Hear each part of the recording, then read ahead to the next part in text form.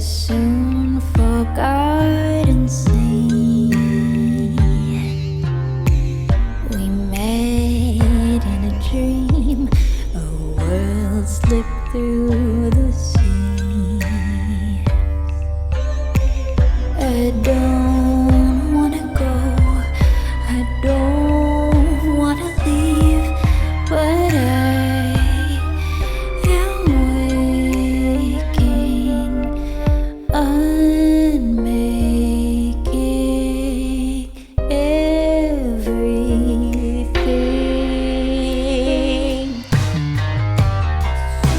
Forget your face, I'll soon forget your faces. I'll soon forget your face. I'll soon forget your faces.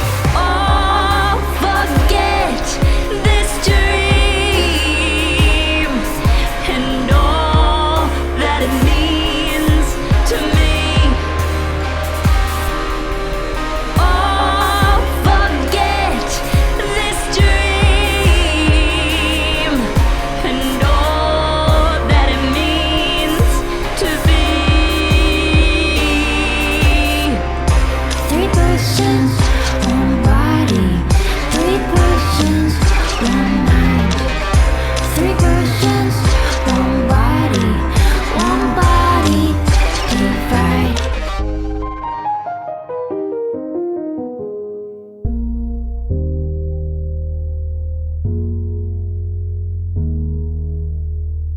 Will I recall the failing so severe?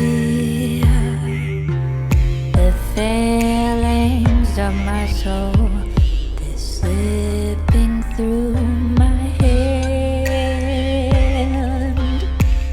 I'm doomed to repeat this hell in my sleep. I'll lie to myself, unmaking everything.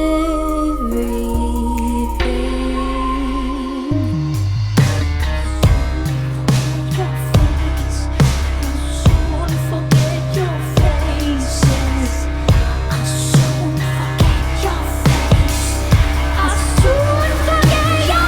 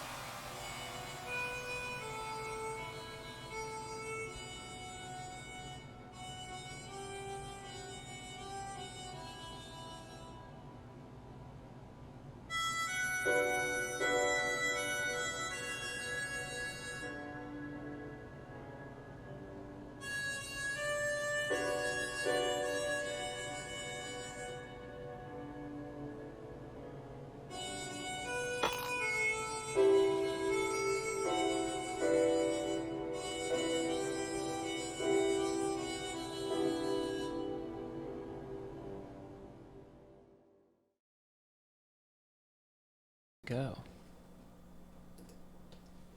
Hey. How's it going? Yeah, so that was a clip from the upcoming update. So today we're going to do something pretty fun.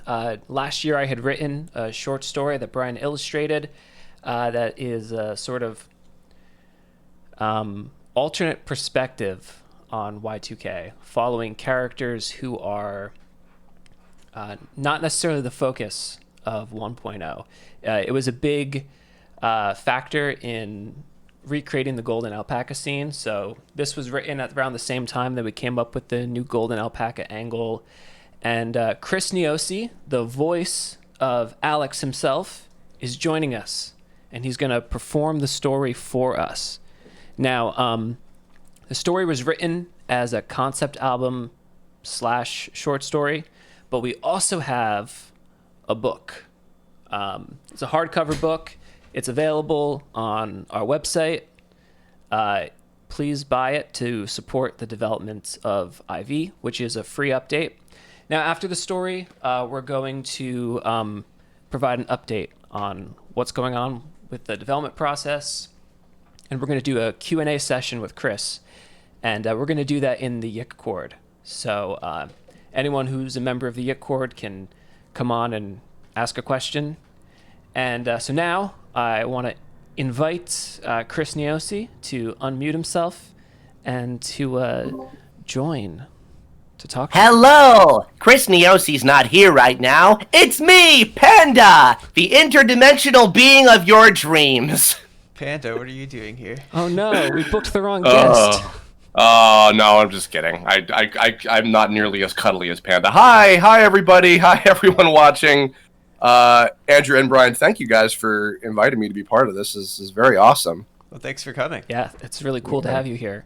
I've been wanting it's been to a crazy 8 years since we recorded now already. My God. Don't tell me that. I don't want to know. I know. My We're life all is old. slipping through my hands.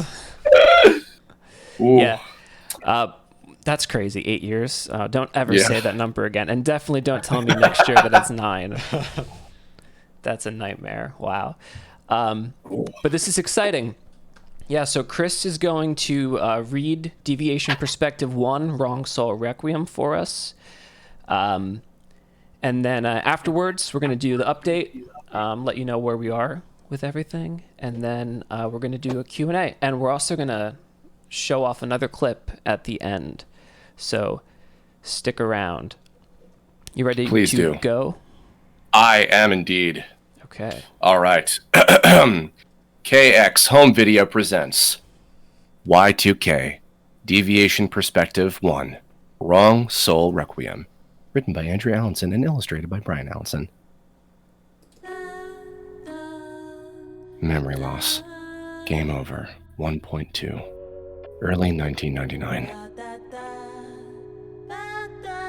Kisage X had met his end. Blow after blow, he waits for his life to flash before his eyes, only it never does. His storied career, failures, and successes are nowhere to be found. Somewhere far away, inexplicably connected. Fellow Wild gives up. She lets go of her place in reality. In another plane altogether, an act of voyeurism destroys a teenage boy's mind.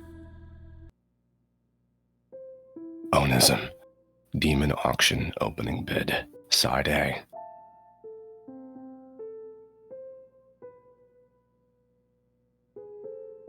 Please enter item to bid. ONISM. Demon Auction is available online for 90 minutes each night. In exchange for a nude self-portrait, a social security number, and the contents of their primary checking account, users are given the chance to bid for anything their hearts desire. Heaven and earth will be cut, spliced, diced, or moved to fulfill the wishes of the winner. The auction is hosted by 16-bit king and queen characters. Bidders are represented as jesters. The auction begins with a prompt for each user to describe their desire in 90 characters or less. The royal favorite is chosen for the lot. There are 11 bidders this evening. Wrong Soul Requiem I, Introit, 1973, Cape Juno, Japan.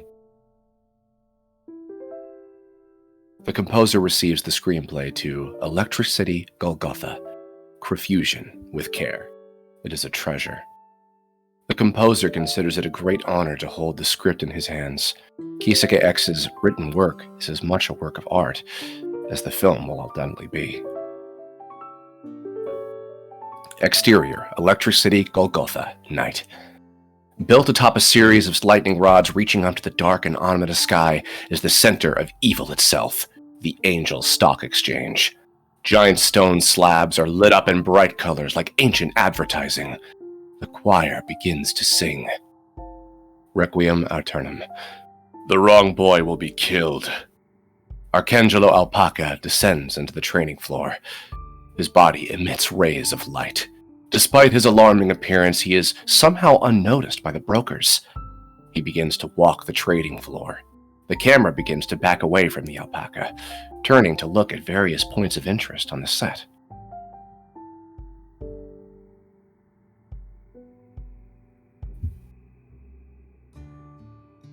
Pencil-neck business entities and soul-bagged interns menacingly make eye contact with the camera as it passes them by. They have a disdain for the audience. Dona es domine. The audience will hate it! The alpaca has made it to the center of the trading floor. Et luce perpetua lucit es. The audience already hates it. The wall of Foley fades out to draw attention to the music. The moment should feel surreal and punctuate how out of place the following shot feels. A young woman is meditating, floating in a ray of light. She doesn't belong. The Golden Alpaca draws his blade. Crucificat in peace. Amen. The wrong boy will suffer. The business entities suddenly become aware of the alpaca's presence and turn towards him and the mysterious girl. Text on screen.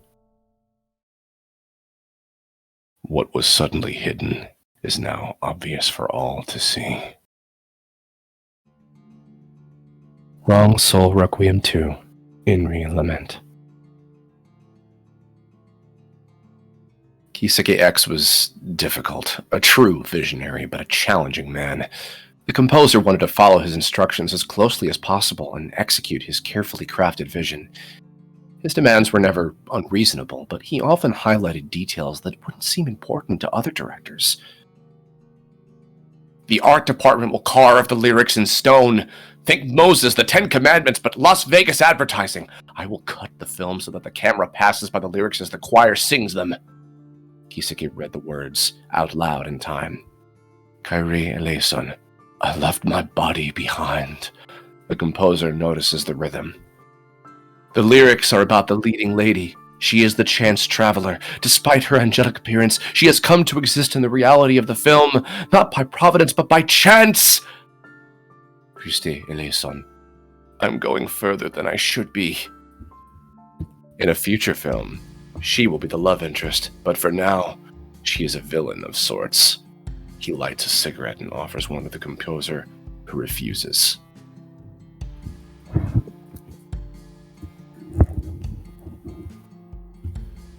Kyrie eleison, I have sold my stock in Angel.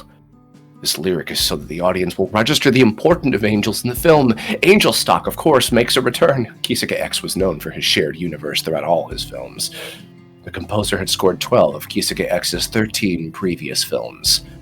The composer nods and asks very politely, did the words come first, or the rhythm? Kisage X makes an indiscernible face that causes the composer some distress. Kyrie eleison, I have sold my stock in Angel. He reads the previous set of lyrics again and continues his exposition. Angel stock is a euphoric experience. It happens when a business entity brokers a very important deal. It is the ultimate high, an evil high, in fact. The composer nods. He feels like he's supposed to ask questions, but there's only one on his mind. The rhythm. Which came first? The words or the rhythm? Kisage isn't pleased by the question. He puts out his half-smoked cigarette and lights up another, once again offering the composer the open pack of cigarettes. He takes a drag and says, Why are you asking? First, second, third, what is the importance of the order in which I receive my ideas? The composer composer feels shame. Just, this rhythm is something that has interested me for some time. I find it serendipitous that you already have words for me. Kisage X shrugs his shoulders. I don't know. My creative process is non-linear. I can't tell you which came first. The composer feels bad now. My apologies. The angel stocks. They come from your previous film, Illicit Presence, correct? This was the only film by Kisage X that the composer did not contribute to. Kisage X smiles. This question he likes. When a human accomplishes something great, they are greeted by an entity. This entity brings euphoria and a profound truth about the universe. It happens only when someone has done something truly significant. He looks serious now. These sorts of accomplishments are rare. The euphoria that comes with meeting the entities is something all the powerful people are seeking. As time passes, they become more rare as truly original accomplishments dry up. So the powerful seek an analog to this grace.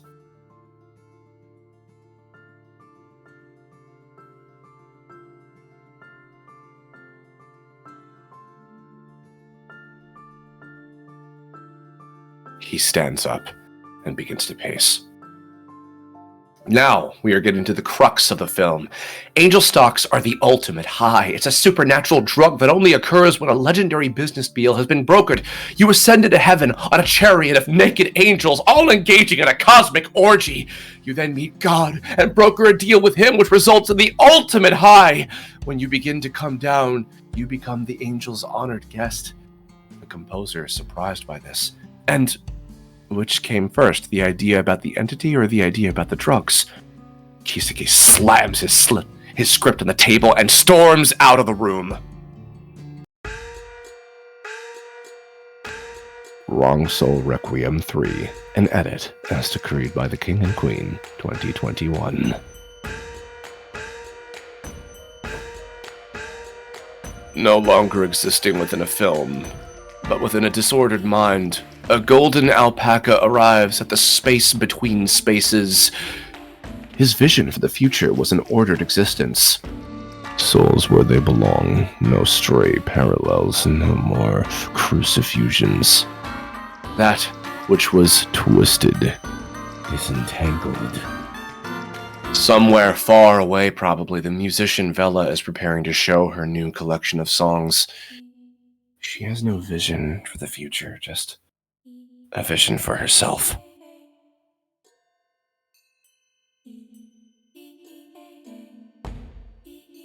Long ago, in some other less dramatic reality.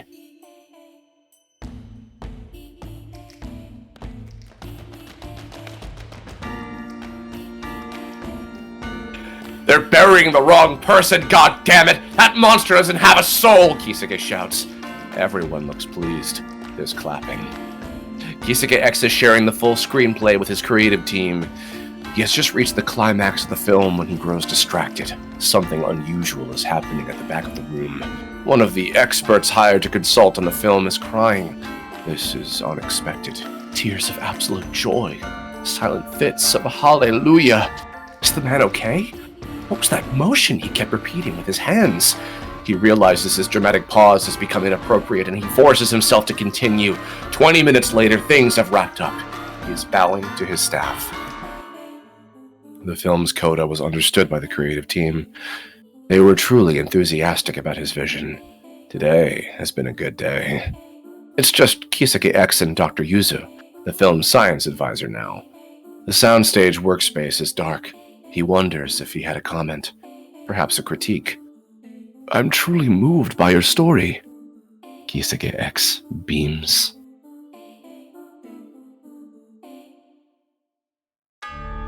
Tell me, the title. Was it written first? Kisage considers the question. I had a vision of a soul failing to reach the afterlife. The body interred, but the soul unable to reach heaven. Nature gets the corpse, but God is cheated. The soul is then overcome by an evil ecstasy. It then becomes twisted by this act of deceiving God. The doctor doesn't react. Kisage makes to leave, having grown uncomfortable by the lacking response to his vision. His tears were meaningless if he couldn't see the hidden meaning. Tell me, Kisage-san, why so many funerals during the opening sequence? Digital soul vessels. None of them were truly being mourned. The souls remained on Earth. But did you have this idea before or after you conceive of the title? Kisage lights a cigarette. Only another 5,000 packs before they get him. The title is the idea. The whole movie is mourning the death of the wrong character. The whole thing is a framing device, don't you understand? The doctor smiles. He seems offended. I am not simple. I just wish to understand the title, the whole thing. He searches for words and settles on profound. Wrong Soul Requiem for MFAR. Sanctus for Golgotha VHS, 1972. Somewhere, a boy shows Vela Wild a VHS of Music from Another Reality, Electric City Strikers. Subbed, not dubbed. It's a film where an alpaca angel demon demigod thing tries to set a broken reality straight, only to lose. It's violent, corny, poorly written, and totally awesome. It's a weird choice for a first date, but he wants to impress with a cool film. There's also a director's cut. If you like it as much as I think you will, I can put that on next. It's a totally different vibe. You're 40 minutes into the film.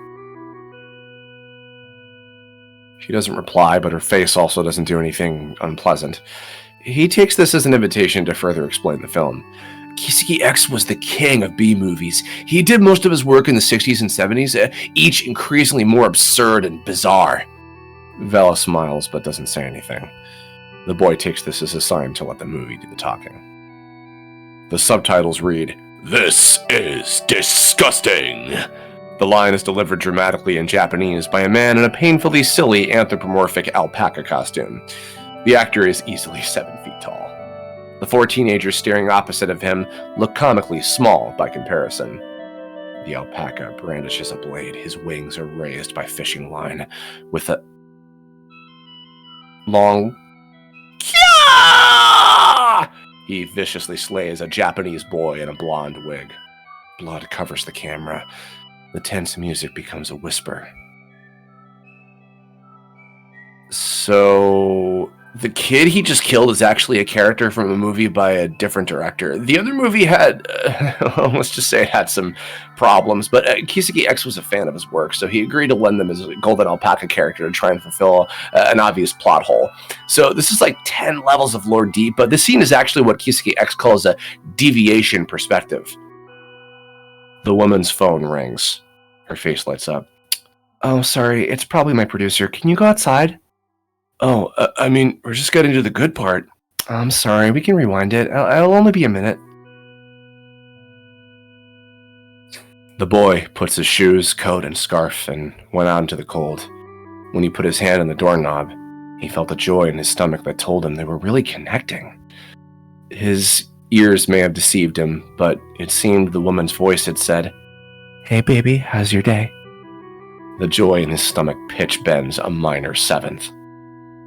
A few minutes pass, maybe a year, maybe a whole life. He was going to leave now. He gave one last glance at her through the window. They make eye contact and she looks apologetic. He was being stupid hanging around. He should just excuse himself. He really doesn't want to leave without his VHS, so he waits another 15 or 20 minutes before Vela opens the door. Sorry, yeah, that was my producer. The boy didn't know how to reply. Should he come out and ask? He waits too long, and his social deficiencies start to become obvious.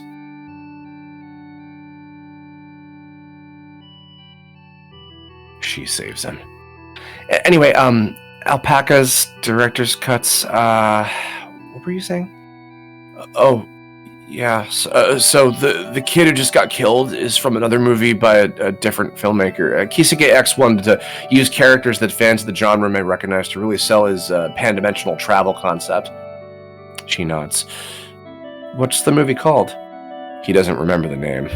That movie sucks anyway. She would hate it. So, Kisage X picks these 4 random characters who barely had any importance and makes them the main characters. This is where it gets funny. So Kisage X actually remakes scenes from each movie that the borrowed characters come from. He called it a Deviation Perspective. Basically, it's the same scenario, but told from the perspective of a supporting character rather than the hero. That's why this scene is so jarring and random. It's told from the perspective of the Chance Traveler character. They're back on the couch. They've rewatched the entire scene now. They're now at the part where the alpaca is stabbed in the back by a friend he agreed to do work for. The king and queen villains are laughing maniacally somewhere off screen. Vela looks alarmed, tense. He's gonna win, right? I mean, he's the hero. He can't lose. The boy considers his response. He didn't yet know her spoiler tolerance. He chose to ignore her for now and continue with some further trivia. Wrong Soul Requiem I, MFAR Soul Play. Battle with the Golden Hero, 1998. Kisage X was getting nervous. Maybe he took on more than he could chew, but he had a contract, and this was the only way the film would get made. The movie was already over budget. What would today do to his insurance cost? He pores over his notes. Digital soul vessels, original sin, a plastic baby, a series of tube connecting minds. It was crap. The imagery would certainly be striking, but would this satisfy his patrons? Would a contractual fulfillment be enough to save him? There's knocking on the door. It's the police. They want him to turn over the dailies. I'm sorry, I can't give them to you. I do not have them. The police do not believe him. Should he tell them about the mysterious man and woman, the nightly visits? They'd certify him.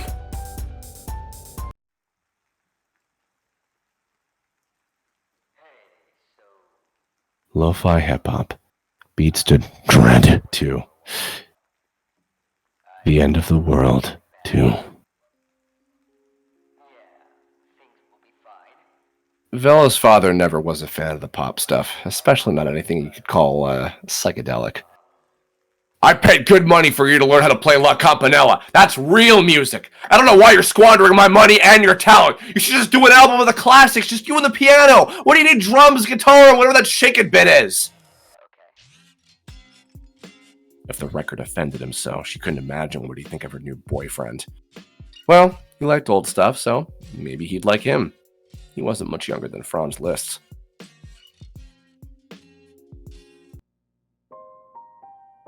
ONISM. I'd give an arm or a leg. Side B. Tonight's lot, a date with a woman from another reality. A famous one at that. Depending on where you live, she's either known for vanishing on an escalator or for a minor role in a Kisage X film or whatever windmill you prefer. This part is subjective to each bidder. Singer, journalist, actress, doesn't matter. Each desire twisted for personal taste. SP Fam 99 gets the first bid, as it's their desire up for auction. They offer their mother's life savings. June Zero Peter responds with what appears to be plans for a nuclear submarine. SP Fam 99 offers the screams of a mother who just lost their child. Dara outbids them by way of their dad's cancer that's in remission. Slain 808 interjects with his collection of NES and Super NES games. They are complete and unopened. SP Fam 99 offers his left arm, but this is rejected by the auctioneers. A few minutes pass, and it seems Slain 808 will win. Dara returns with his brother's mental health, but fails to produce the proper waiver showing she owns such an item. June Zero Peter takes the lead with Lee Harvey's Oswald rifle and naming rights for his first child. In the 89th minute, YIIKI I.V wins the auction, offering up the souls of SP Fam 99, June Zero Peter, and Slain 808. He provides the waivers and is declared the winner.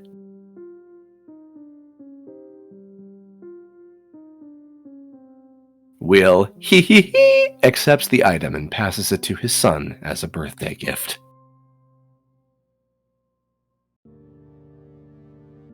MFAR, Electric City Golgotha, Crucifusion opening credits, 1998.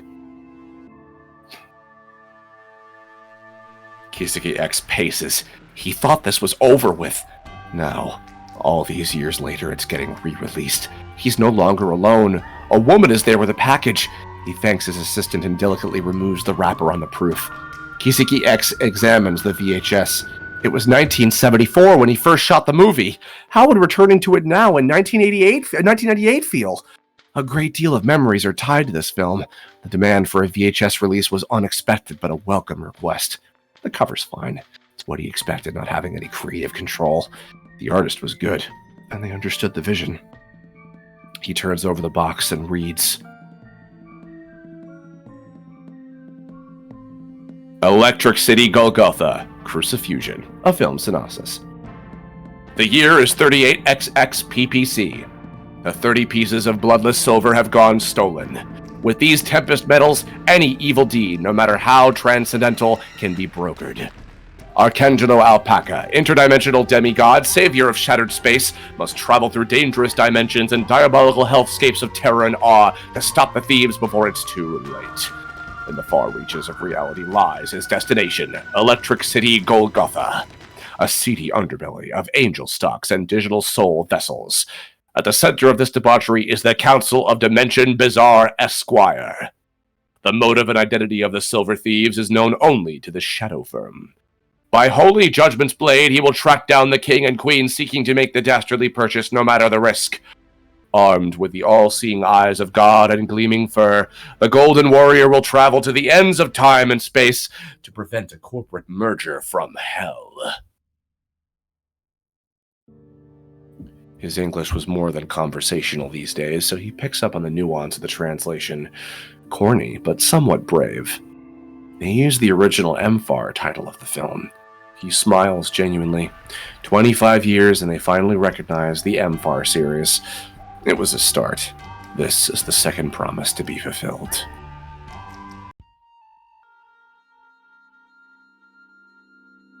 MFAR, Digital Soul Vessel, Assembly Line, 1973.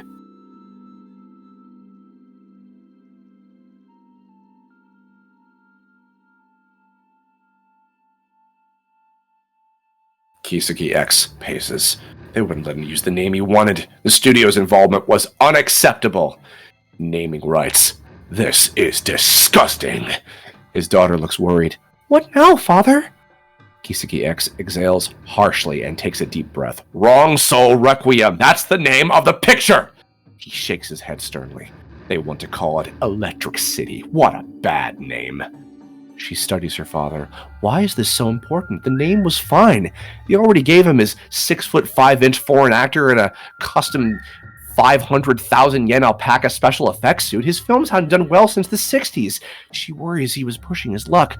He was going to lose another deal, but he was right. He always was.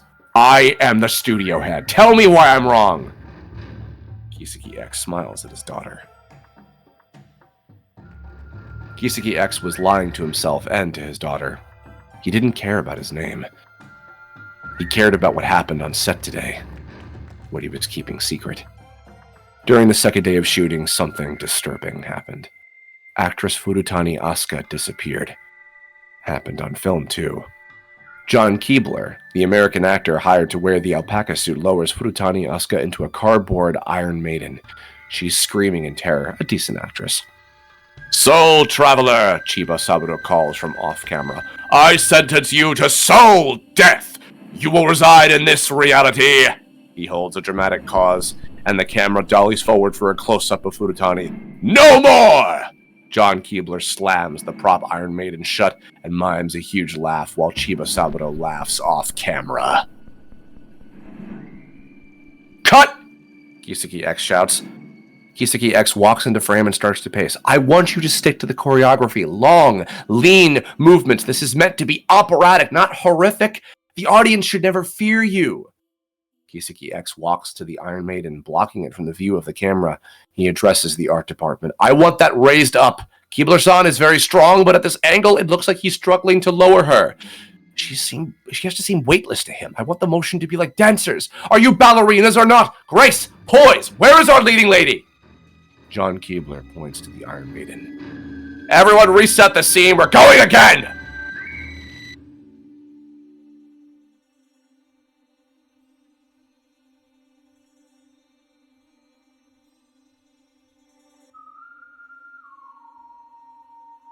There is a gasp from somewhere behind Kisage X. He turns to face the Iron Maiden. There's confusion for a few moments, and then everyone starts to understand what happened. Despite the Iron Maiden remaining closed, Furutani Asuka is no longer in the studio. She's no longer anywhere. 1973 Film Ideas, Kisage X, MFAR Revival Project. This is disgusting! It wasn't what he expected. It didn't seem at all possible. And yet, here it was happening right before his own eyes. His understanding of life is being tested by this revelation. It wounded all reason. A digital soul vessel was real. They had actually created it. Upon death, the soul evacuates the flesh vessel and it returns to creation. And yet, here it was, her soul, the chance traveler.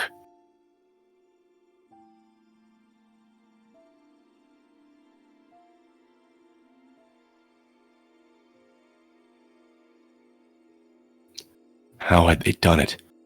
Was this truly an original sin? It didn't seem possible. How could someone attack the very fundamentals? And then it gets worse, more twisted. A series of original sins all leading to this one realization. They weren't just capturing the soul and placing it in a plastic body. They were replacing the soul with something twisted, a digital soul replica. The body is interred. The earth gets hers, but God is deceived. No soul, a demon, a digital one at that. But to what end? Surely something more fundamental, but must prevent the tricking of God. What were the king and queen? MFAR, Original Sinners, 1988. I've chosen Original Sinners as the album title. Do you think they'll go for it? Vela asked the handsome older man. He smiles. That would make it a 9.5-minute quasi-instrumental of the title track. He likes this sort of thing. He's an advocate for experimentation.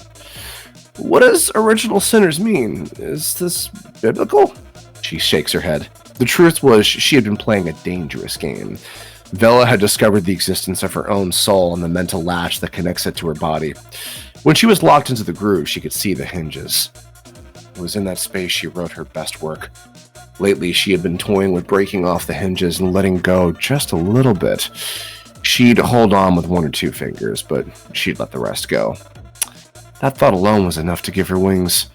The abyss that lay behind the mind/soul connections didn't tempt her, but her experimentation led her to understand that abyss was the source of creativity.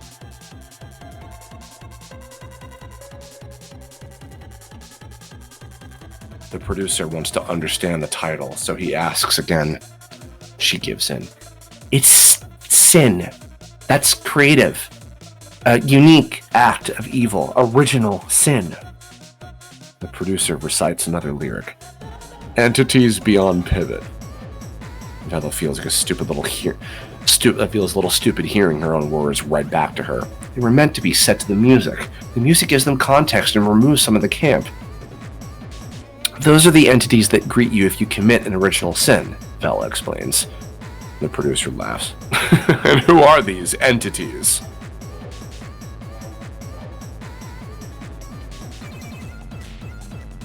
Vela shrugs. The king and queen decree and edit. The producer quoted the refrain. Perhaps it can be them. Maybe they'll lean their own song. The producer stands up and walks to the grand piano. Which came first, the original sin concept or the entities who greet you? Vela didn't like this question very much, and she wasn't about to write a song about the king and queen. The other her warned against them and their promises. MFAR, Prophetic Rambling.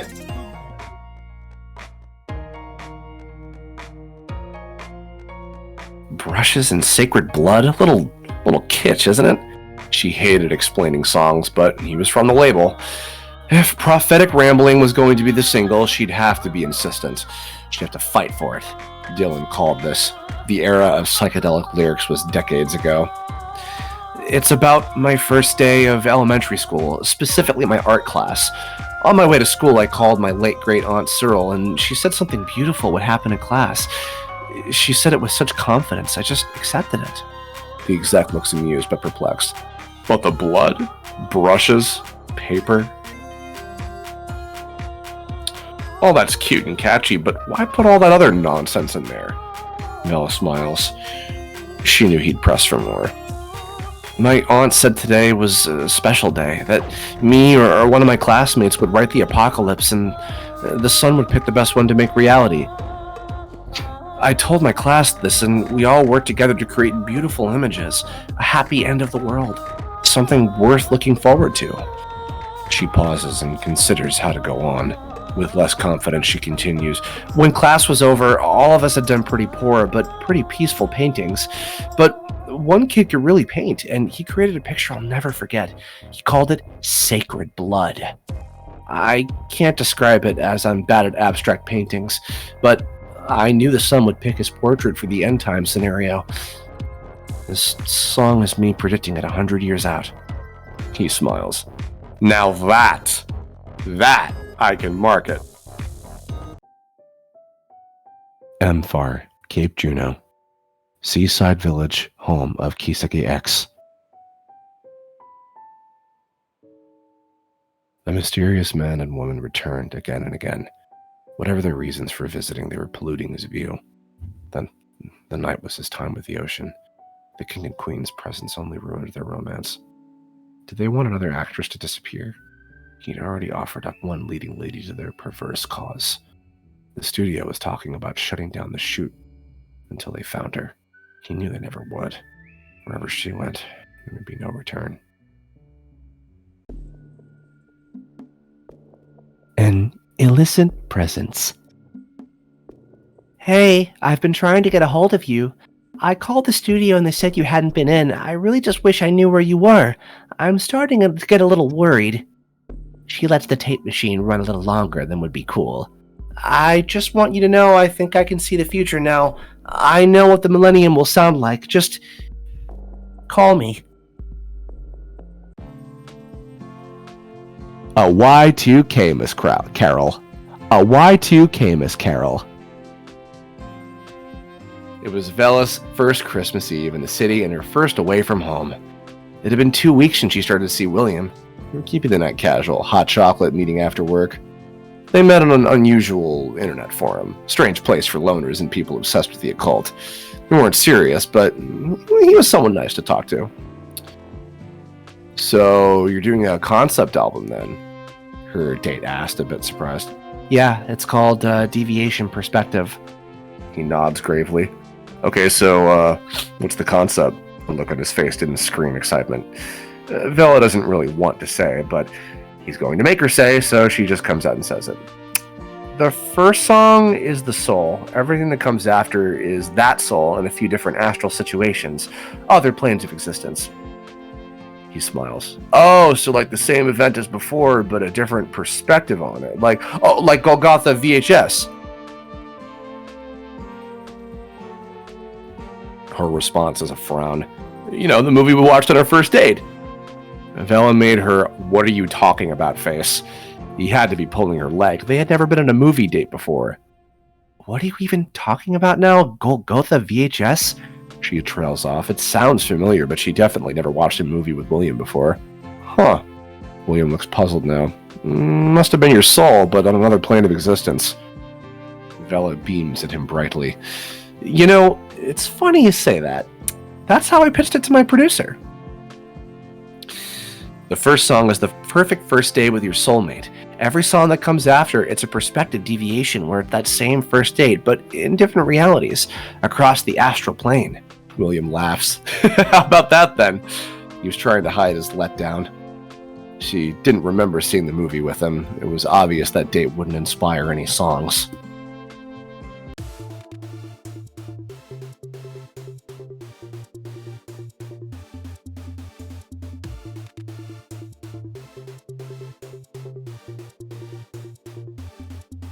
MFAR Star Dream, Millennium Vision, Redux, by DJ AMA. 1998. The young woman finishes her set and waits for her fate. What feels like a decade passes. Finally, after some other stuff, he concludes. It's not that I don't think you're good. You are. I just don't care what you have to say. It's not a matter of eloquence. The way you said it was fine. It's the substance where you lose me, says her producer. Fella doesn't know what to say. Is it worth replying? A few moments pass and the producer doesn't break his stare. What's wrong with what I want to say? He smiles. He had been waiting for her to ask. It's very 90s. I'm looking forward to the future now. Try and see the world through my eyes with Millennium Vision! Battle in enemy territory. She couldn't recall the last 2 digits of her late great Aunt Cyril's social security number. Was it 99 or 01? Either way, she needed advice and she needed it fast. What they promised was massive. She guesses 99 and waits for the connection to be made. The usual deep voice greets her and she verifies her relation to the deceased. The crow connects them and she waits. Something is off. The usual Gregorian space jazz hold music was replaced by... What was this? It was unusual. She recognizes musical fragments from other songs she thought she knew. She couldn't place them, just their familiarity. She tries to dance to the music, trying to keep her mind off what she saw. How could he be so twisted? Tangled up with her like that. She was so young. They were being so public. Vela had thought herself to be young. A catch for him, really. But there he was, just like that. Out for everyone to see.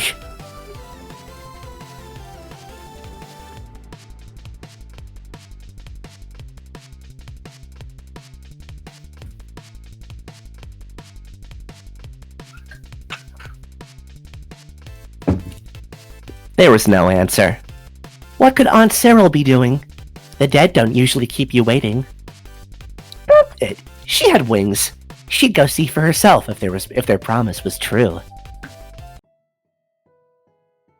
MFAR, Sammy's theme. Mistaken Identities remix. The king and queen didn't understand. Were those extra eyes as they appeared? Was that how he could see the paralleled one? INRI detection sense. He'd be visible as one of the alpaca's kind, but their protagonist... It didn't matter. They had the final say on this reality's edit. Gallant golden heroes be damned. This isn't the story they wanted to see. He had no connection to anyone worth manipulating, so he had to go. If he became aware of their changes, their repetitions... No! I couldn't consider it. It was unhealthy to entertain such outcomes. The boy would live, the alpaca would die, and the audience would only one day say this is how the scene always went. They'll convince themselves shortly, and reality will be tamed. MFAR. SoulMates. SoulTraveler. Kisage X rolls to his side and coughs up blood. This was always going to happen. The king and queen's promise could not save him from this. The alpaca is standing over him now. The large figure no longer has the gleaming golden fur he had requested from the art department. It's matted and old now, covered in his blood, and the blood of the chance traveler.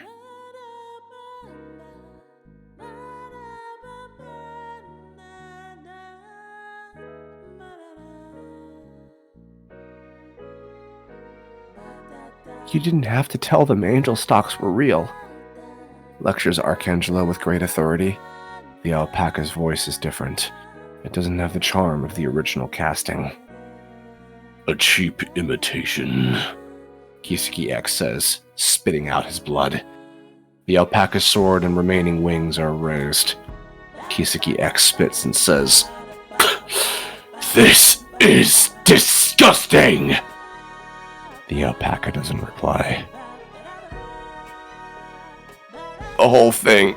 Angel stocks, soul vessels, uterospark, on camera, off camera, I don't care! At the end of the day, I was never going to put it on film. The alpaca backhands Kisage X. I won't commit an original sin. The fundamentals, that's all man was meant to know. He's hit again. I filmed the plastic vessel. I put it in the movie. Did I ever truly agree to anything else? His nose breaks from the next strike. He's fading now. Almost dead. Deceiving you? The camera pulls in Kisage X. His acting better than his writing. He delivers a killer line. Was better than tricking God! I'll take my death in hell! Not an angel stocks! He spits blood onto the alpaca's face. Boom. Boom. A string gun. And a gun.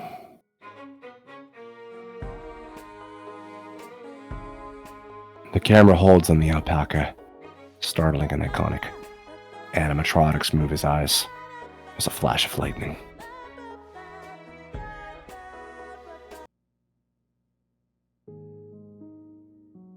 ONISM, William's birthday song.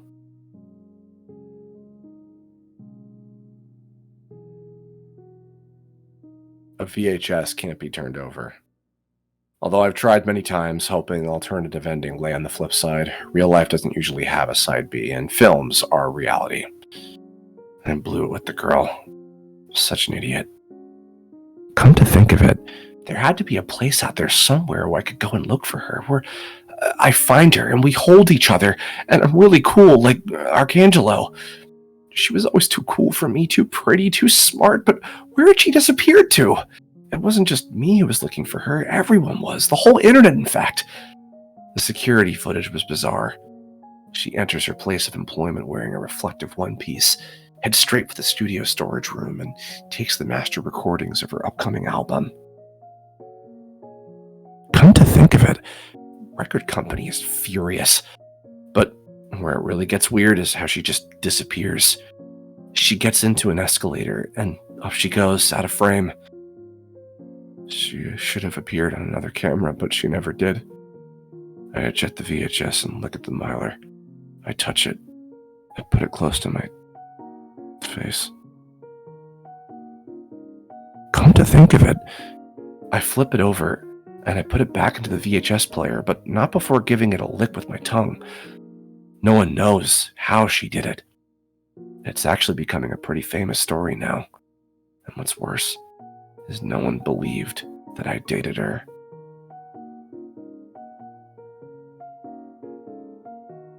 We never got any pictures together. What had her name been? I just keep calling her Escalator Girl. But I certainly knew her name. Hadn't it? I blew it with the girl. I'm such an idiot.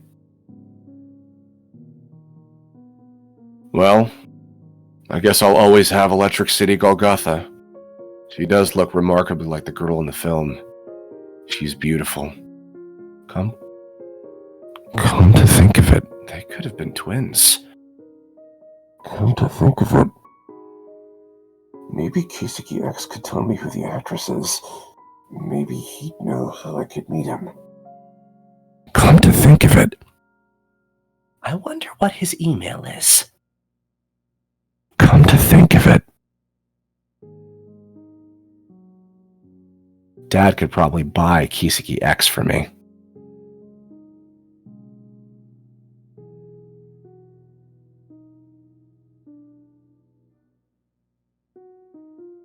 Is anyone there?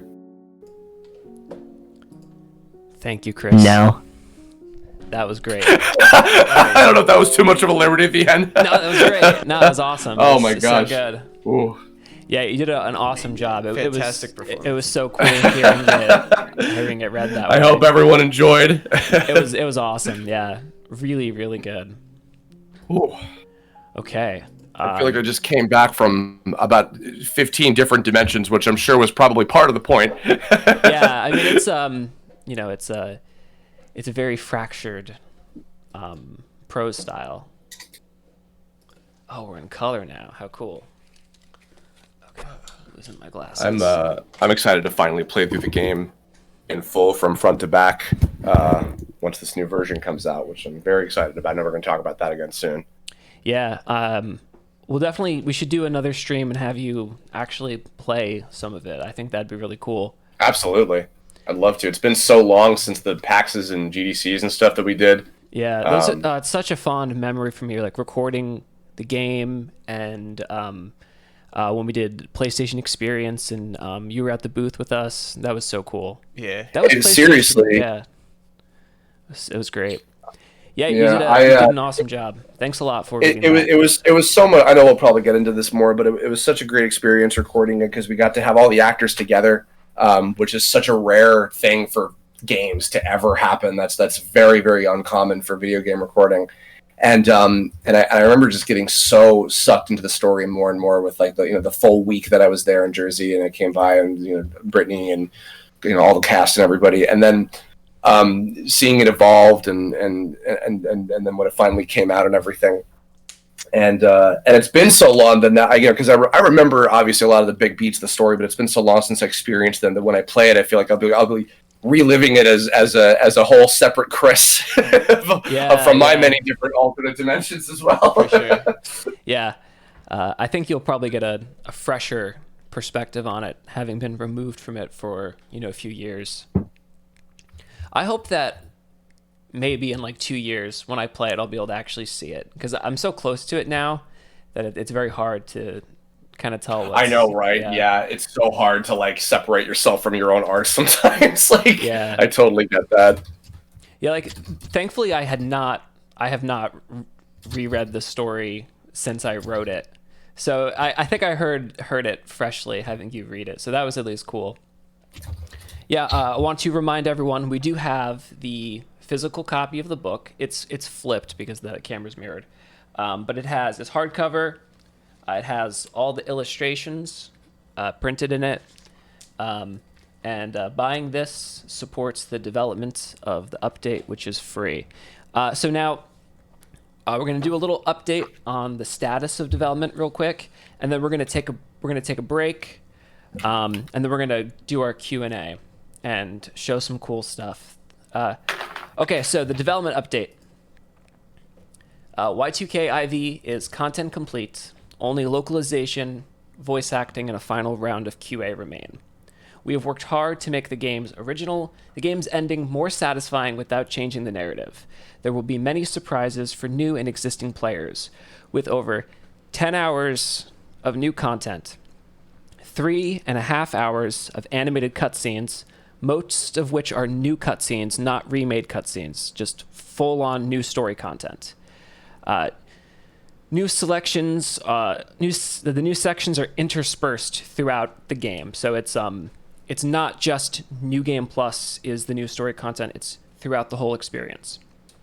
We plan on releasing the game early next year. We had hoped to get it done this year, but the logistics of the voice acting and localization made that impossible. But the content is complete. It is very close to being done. So we will release in Q1 of next year. And, maybe the voice acting process goes really fast and really smooth and it comes out very early on next year. But once those elements are in the game, we'll be able to announce a release date. We don't want to just throw something out there and then have it not stick, but it's coming very soon. Okay, so hopefully everyone is able to live with that and they don't kill us. So I want to talk real quick before we take a break about some other things that we have on the horizon. So we have, if you could focus the camera for this, we have a Rory keychain that you can buy. It's on our website. You can put it on your keys. You can throw it across the room. You can kiss it. You can do whatever you want with it if you buy it. That's available now. And here's something that is not available yet, but will be early next year. So we have the Alex Plush. I'm going to put it a little closer to the camera if you can focus it. It's him. Yeah, He's here- real. Here he is.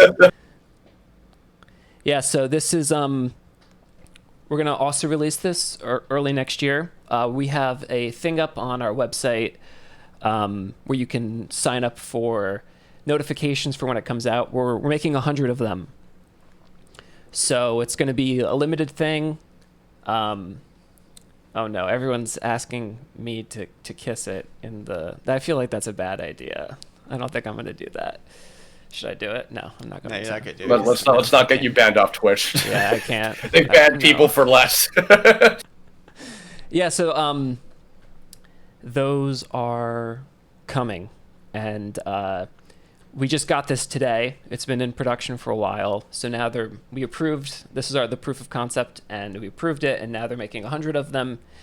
And as soon as they arrive at our house, Yeah, we'll kiss each one of them. we'll kiss each one of them off camera, and then you can do whatever you want with it when you buy it.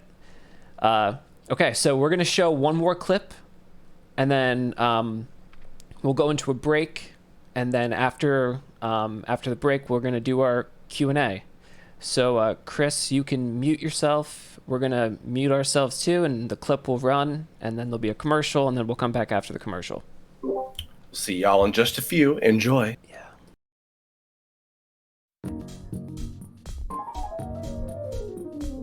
Goodbye. Goodbye.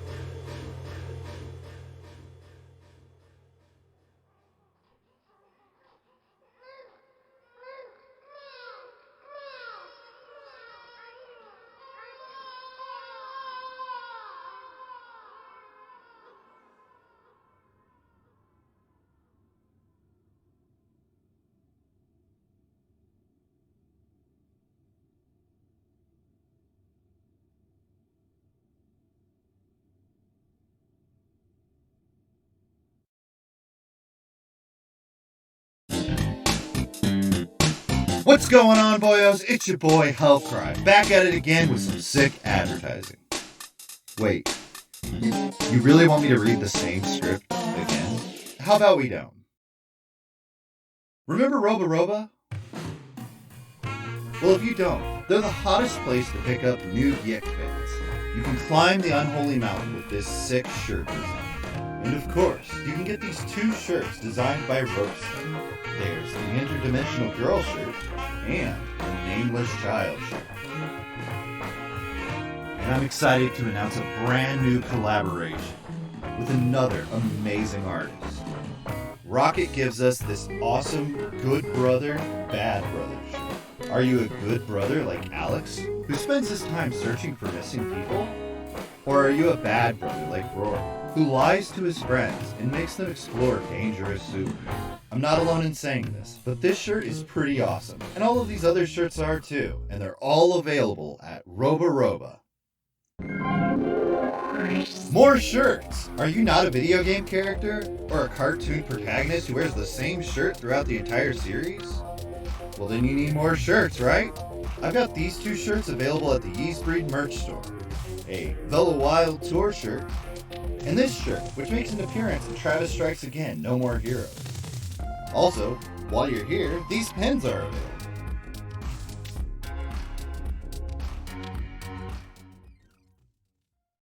It's still not enough clothes? You need to YIIK out your entire wardrobe? And you need the perfect shirt for your Alex cosplay? Well, you're in luck, because at the Axe Shop, they've got a couple of your favorite in-game shirts. Like Alex's Ordinary Colors shirt, and Claudio's Maho Shoujo Haru no Shimai shirt. And while you're there, you can pick up this bag that you can do what Alex never could, getting the groceries. Or maybe your wall is looking a little barren, and you're a little too embarrassed to hang back up those anime wall scrolls for shows you don't actually care about anymore. Well, you could solve this issue by buying some Y2K posters. You can even use these prints to cover up that hole in your wall that you punched when you found out your sister ate the last Dino Nuggies. They've even got prints based off the 1.25 short story, Deviation Perspective. If you still don't know what that is after 2 of these advertisements already, it's something that you get when you buy the 1.25 OST on Bandcamp. It's a nice short PDF that has a fun story about Kisage X, William, and Velo Wild. And while you're there on Bandcamp, you can check out preview tracks for IV. As soon forgotten sleep.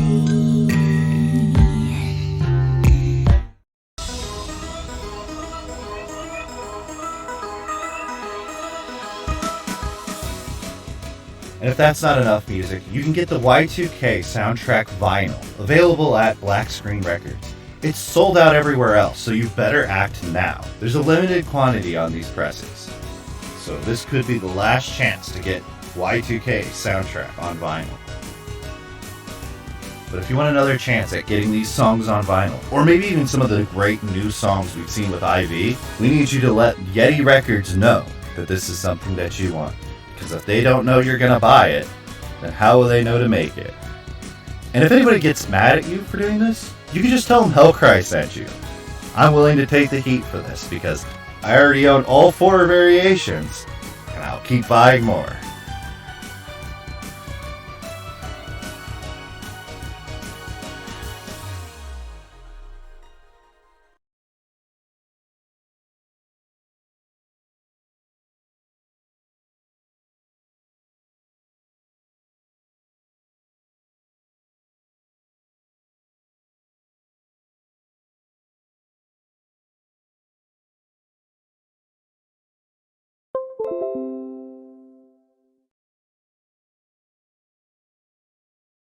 We're unmuted. Okay, we're back. Awesome. Okay, so I need to get a graphic real quick. And then we're going to, in the YIIKcord, we're going to do a Q&A with Chris Neosi, and we're going to, anyone who's in there can come in and talk, and we're going to have some sort of a conversation thing.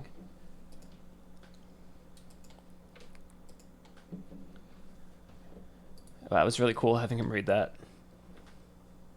Yeah, it was like experiencing it for the first time. Yeah, it was really cool.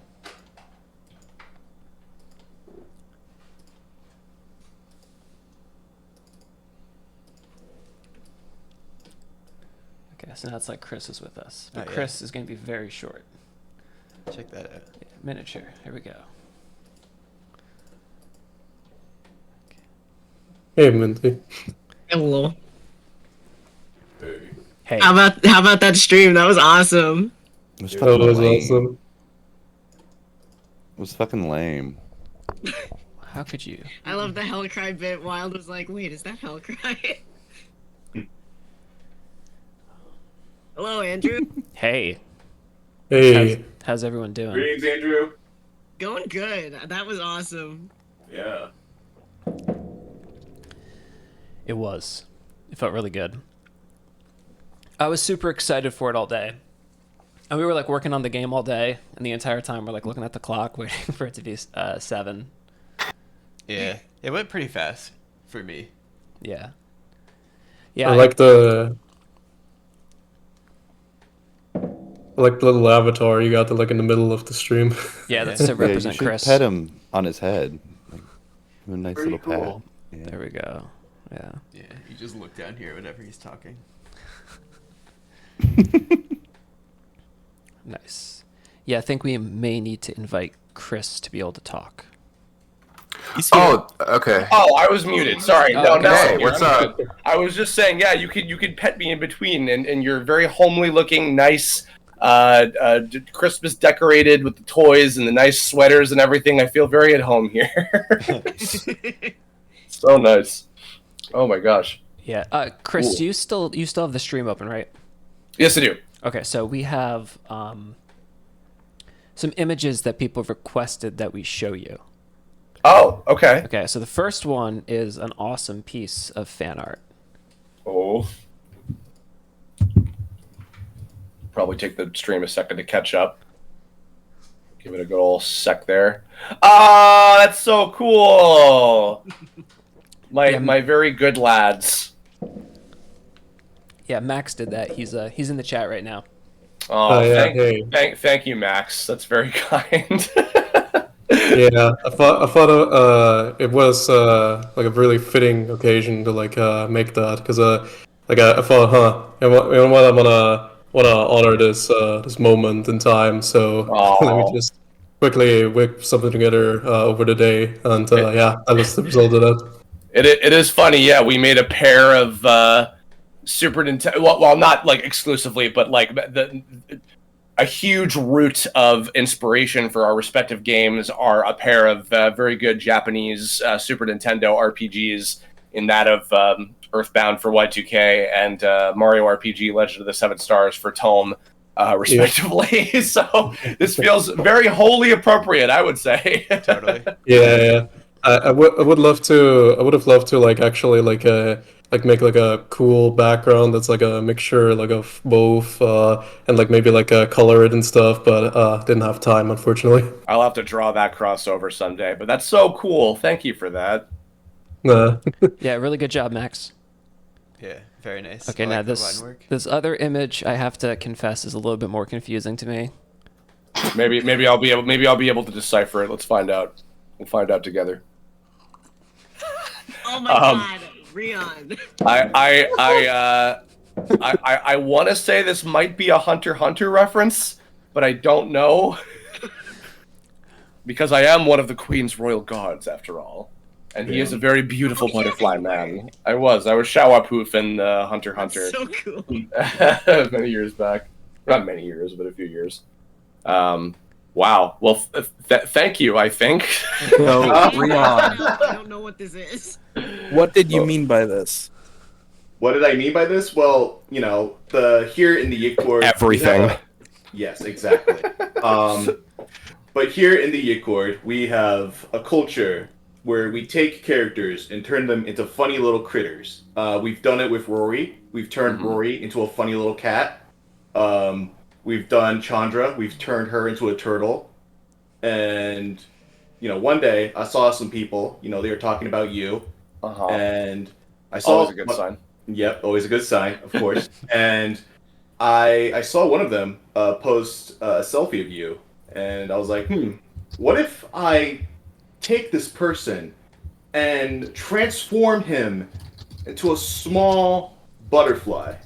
And I go on Google and I collect some powerful clip art and I attach you on there. And I post it in the chat for everyone to see. It's a really And detailed everyone, explanation. And ever since then, all hell broke loose. Oh, dear YIIKord, God. So YIIKord that's why was the never the Christmas same. butterfly happened. I love it. I put so much fucking effort into mine, you know, and then you just. I wish you could take a better pick of me now, because good lord, just from that self feeling, I was thinner then. So yeah, I was a skinny lad when we recorded this game. Yeah, thank you for confusing us all. Yes, you're out. Oh, good. You're welcome, Brian.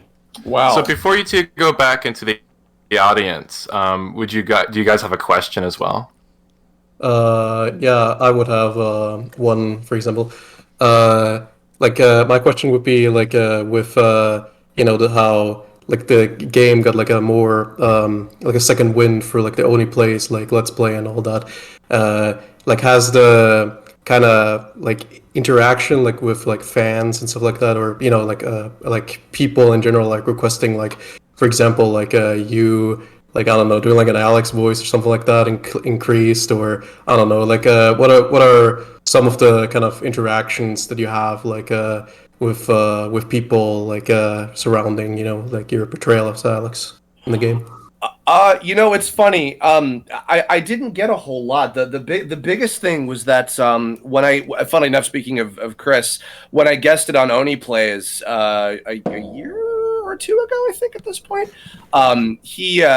Chris I've known for a really long time, since my Newgrounds days, and he's a funny dude, and we're good friends now. And he when I was guesting on his show, funnily enough, to promote Tome, because we were playing that for a little 2-episode quick thing as a guest spot. I was apparently welcomed very much with open arms by his fan community, because oh my god, it's Alex YIIK, oh my god, and I was like, oh, okay, that's cool. And it wasn't so much that I got anything one way or the other before that, but it was just an overwhelming amount of people from that one little appearance on there, which was very kind. I thought that was very sweet of everybody. So I don't get requests today. I don't get a whole lot of that kind of stuff in general, probably because I haven't been to very many conventions in years. I'd love to do cons again. I would be curious to see if I did public appearances and stuff, if I would get much in the way of can you sign my copy of Y2K or whatever.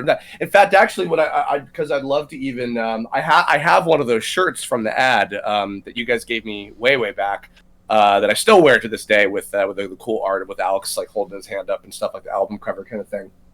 I still have that shirt. I love it. And if I wore that at a con, or hell, I'd even would love to sell a print of Alex or something. That's kind of the new way of people doing things there. Yeah, we should I don't know. Make that happen. You should. Brian should give you a design for you to sell. Oh, we can do that. Oh, totally. Yeah. Oh So when you do a con, let us know. that. We'll make that happen.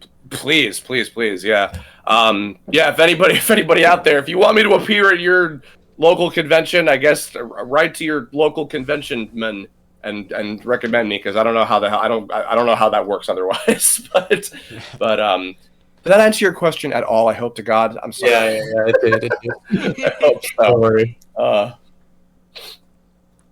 my goodness. Get ready. We'll probably have to do a couple of those requests today. I assume someone's gonna ask you to do something in the Alex voice. Yeah. Well, listen, it's not much of a stretch, because it's really just my natural voice, so it's not that hard. So Rion, do you have a question? I do. Kirbopher. Yes. Do you eat Subway? And if you do, what kind of sandwich do you usually get? Oh my god. You know what? Actually, I don't really eat Subway. Not really. That's not one of my fast foods of choice. I eat a lot of, in the spirit of your question, I eat a lot of the turkey pesto sandwiches from Starbucks. Probably more so than I should. I'm probably slowly killing myself. Don't eat fast food, kids. Eat actual. Alas. Great minds think alike. Yes. All right. Yeah. Good questions. That was cool. Yeah, so I'm going to invite Serious Lunch into the... I was go on. going to say, hey, before we start this, the way this works is we're on the Discord. I'm going to post a link in both chats real quick.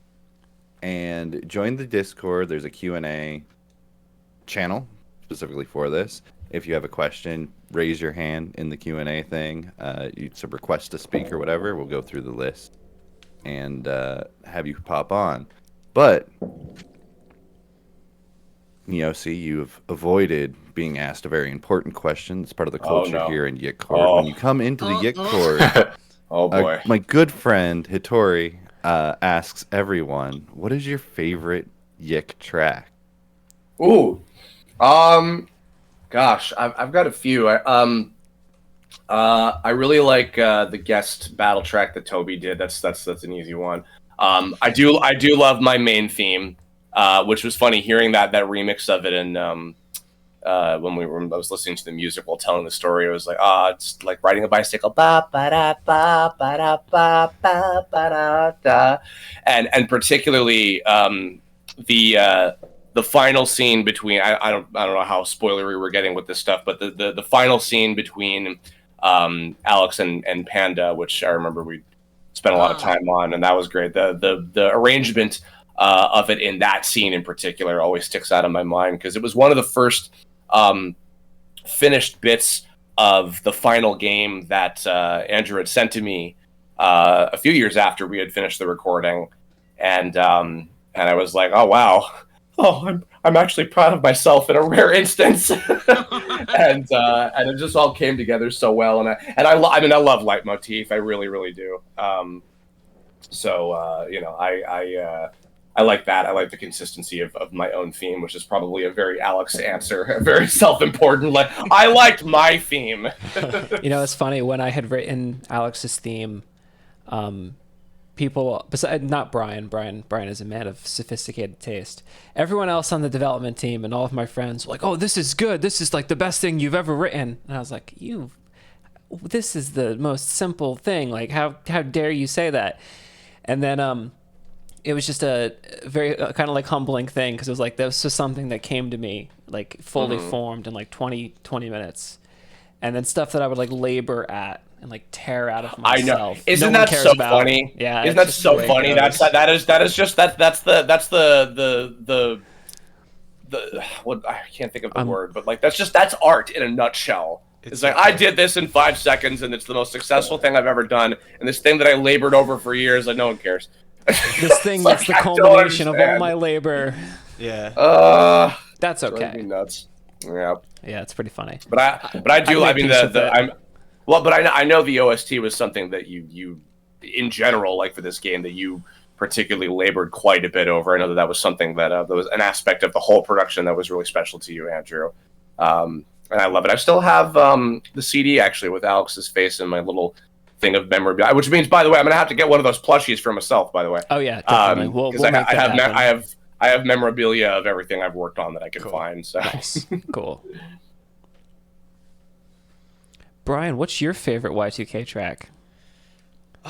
That's hard to say because I don't know the titles of any of them. But I love all the new music. Yeah, the IV stuff is all better. Yeah. The original stuff is amazing, of course, but the IV stuff just blows it out of the water. So.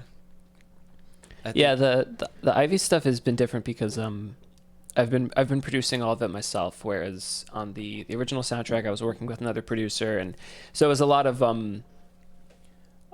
half my ideas, half their ideas, and kind of an averaging of the two. But it's a lot more cohesive now, I think.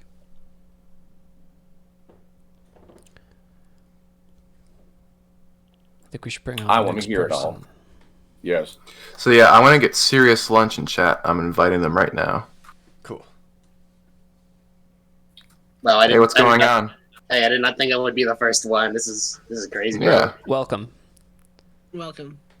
Thank you. For the question, it's for the two brothers. I just wanted to ask, as the game's updated, there's been lots of changes, in terms of lore and how things are presented, the Golden Alpaca stuff, that's the best example of that. And I don't know. I just wanted to ask how much of that was planned, or how much of that was kind of just thought of on the spot as you guys were making it and continuing to develop the game.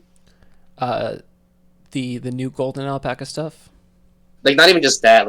In general, how much of the other stuff, the less obvious stuff, in terms of story or whatever, that's either gotten fleshed out, or if it was all always there. It's a really good question. Stuff that gets revealed between updates. Yeah.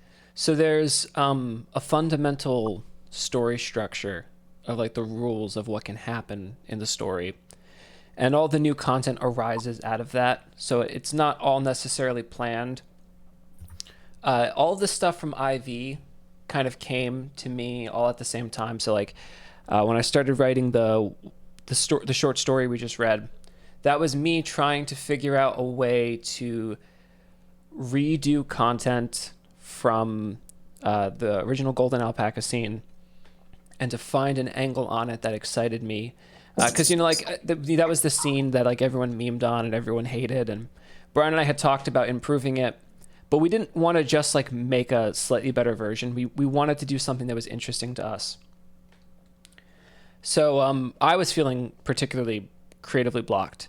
So I decided that I would imagine another creator who wasn't creatively blocked. And then I came up with Kisage X, and I came up with the short story, and from there it was the cohesive idea at the same time. So like this Golden Alpaca, anthropomorphic Golden Alpaca, would come from another IP and be a sort of vision of something that Alex would be obsessed with, and bleed into his reality like all the other breaks in reality are in the game. So that's like the fundamental story idea of things that Alex is obsessed with coloring his breaks in reality. That remained the same. And then from that arose the new Golden Alpaca idea. And along with that, Kisage X and Asuka and the Nameless Child and all of the new IV stuff just kind of, it exploded at once. As soon as I had that one seed of the idea of this outside director working on it, who was like this, 1960s era B horror film guy who was like kind of a has-been in the 70s and 80s. That made it really easy to come up with all these ideas. And yeah. Yeah, and then after that we had like a sort of skeleton of everything that we were going to do, and then as we sort of worked on it, like scenes influenced other ideas, and that stuff kind of changes a little bit. Yeah, we did it differently this time. So like when we made the original game, I wrote the entire script because we had never made a 3D game before. We had never done a game with voice acting, and our audio engineer was saying, if we're going to have a big script, I need a bunch of time to edit all the dialogue. So we knew that the script had to be done first, and it kind of put us in a bad situation where the game's story was locked in from the beginning. Mm-hmm. For IV, we wrote an outline of the whole game, and then we wrote the actual script as we were making the cutscenes. So that way we could decide, is this going to be something that we're showing through a visual, some sort of symbolic imagery, or is it something that we're expressing directly through dialogue? And that made the storytelling a lot better, mainly because when it's a script and it's the outline for the whole game in script form, it has to be interesting start to finish in text form. Mm-hmm. But it's not necessarily the best way to tell a game story, but you don't know that until you start making it. And if you've recorded all the voice acting in the beginning and then you make the game, you're locked into that, which is why we now have the delay of IV and the voice acting not being done, because we made all the content first and then we started recording. So it's it's a double-edged sword at this point. To chime in on that for a second too, and Andrew probably know of this plight of mine. I did the opposite, where I wrote the script, worked on it for 4 years, over the course of when I was doing the game I was working on, and I saved the voice recording until like the last basically 4 or 5 months of development, and then I decided to do all of the editing myself without a professional's help like we had. And not a good idea, because it's hard, isn't it? My arms. Yeah. So you edited all the voice acting yourself? I literally, that's why I screwed up my wrist so badly, is because I did it all myself. And see the upside was that, because then stuff, especially when you have things like tutorials or like, any kind of last minute changes that you want to make, just little tweaks to certain things or whatever that you didn't realize at the beginning. You can fix that, or even on the fly sometimes or whatever, because it's been so long. But that is also different from project to project. There are some games I've worked on where like they do the voiceover like way in advance, and then other ones where they'll do it as one of the last stages like that. But I was just an idiot and didn't ask for help. So, but it was a really, I know I said this before, but it was a really, really great circumstance on the upside of that, doing all that stuff at the beginning, because again, I can think of like 2 other circumstances where on a video game specifically, you have all the actors together in the room. So all those scenes of the characters interacting with each other, we were all there. Me and Cliff and Melanie and Anthony and Michaela. And the only one I think that wasn't with us was Yuri of Wind, as Rory was not there with us at the time. So I think maybe Brittany filled in for him just at the time. Yeah, but, Brittany did Rory's lines. Yeah. Yeah. But yeah, no, that was like just that, and it makes, in my opinion, such a big difference, because especially when, you know, so much of the heart of a JRPG is like the character interactions in the story, and if you have voiceover, then it's, you know, it's got to be good. To really have the characters feel like they're together, and these are like regular human beings, you know, a little on the weird eccentric side, but they're still human beings.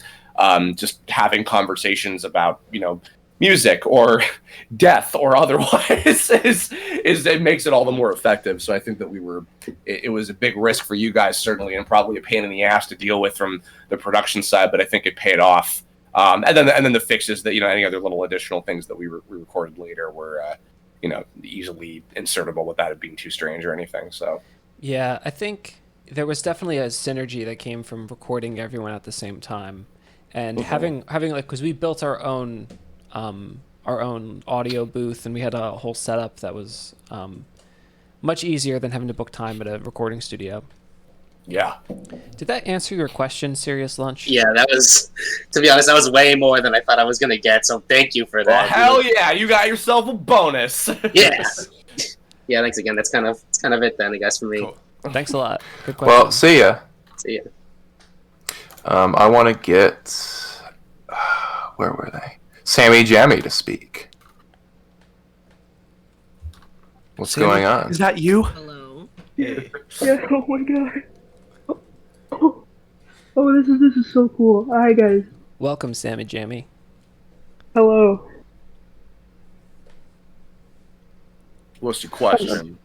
Okay, my question. Okay, this is just gonna be a very simple question about my favorite character. Mm-hmm. What do you guys like about Sammy? Oh. You know, that's all I got. I like that she is very caring of cats. She took very good care of Mustache, and then I tried to do my best to take care of Mustache in her stead. She was very sweet and caring. I never actually, you know, another funny thing, but I don't know if you guys talked much about this, but she was a different actor at the time when we recorded the initial stuff, and then I actually have not met the woman that played her in the final game before, but Kelly Dugan. But I remember is the actress that was used. Yeah. But so I played off of someone different, but I did remember trying to play into that, just like, oh, you know, like immediate attraction to this kind of mysterious, you know, person, and you know, we kind of get put in this sort of adventurous circumstance, and like it's scary but also kind of exciting because of that kind of thing, you know. Yeah, she was very pleasant to be around. An interesting character for the narrative too, to have just like this kind of quick person just at the very beginning of the story, and then you know, isn't really part of it in the sense that the others are, but you know, but kind of is at the same time. Yeah, it's the present character who's never on screen. Yeah. Yeah, but her presence is still kind of in the ether. She definitely leaves an impression on you. Like, she's got a great personality that sort of is that better? Yeah, it's better. Yeah, she's just kind of I don't know, she just leaves an impression. She's fun. My favorite part about Sammy is the awesome theme that Callum Bowen wrote for her. It's great. Theme. It's so good. I think a really underappreciated facet of Sammy's character is how malleable she is. You know, she can go missing in an elevator or an escalator or a crowd of people.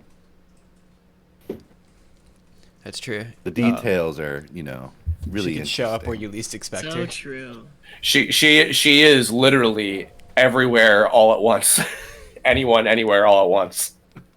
Good to know. She's in your dreams. She's in an elevator. But most importantly, she's on ONISM 1999. Maybe real Sammy was the friends we made along the way. It's true. Someone always has to say it. It's unavoidable. No, Sammy was actually the Dragon Balls, all 7 of them. Yeah. All at once. They manifested into a human. I'm gonna shut up now. Don't listen to me. You're making a new meme curse, Curb. Oh Lord.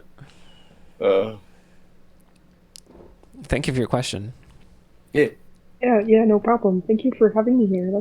This is really cool. Anytime. Can't wait for the update. You won't have to wait long. Get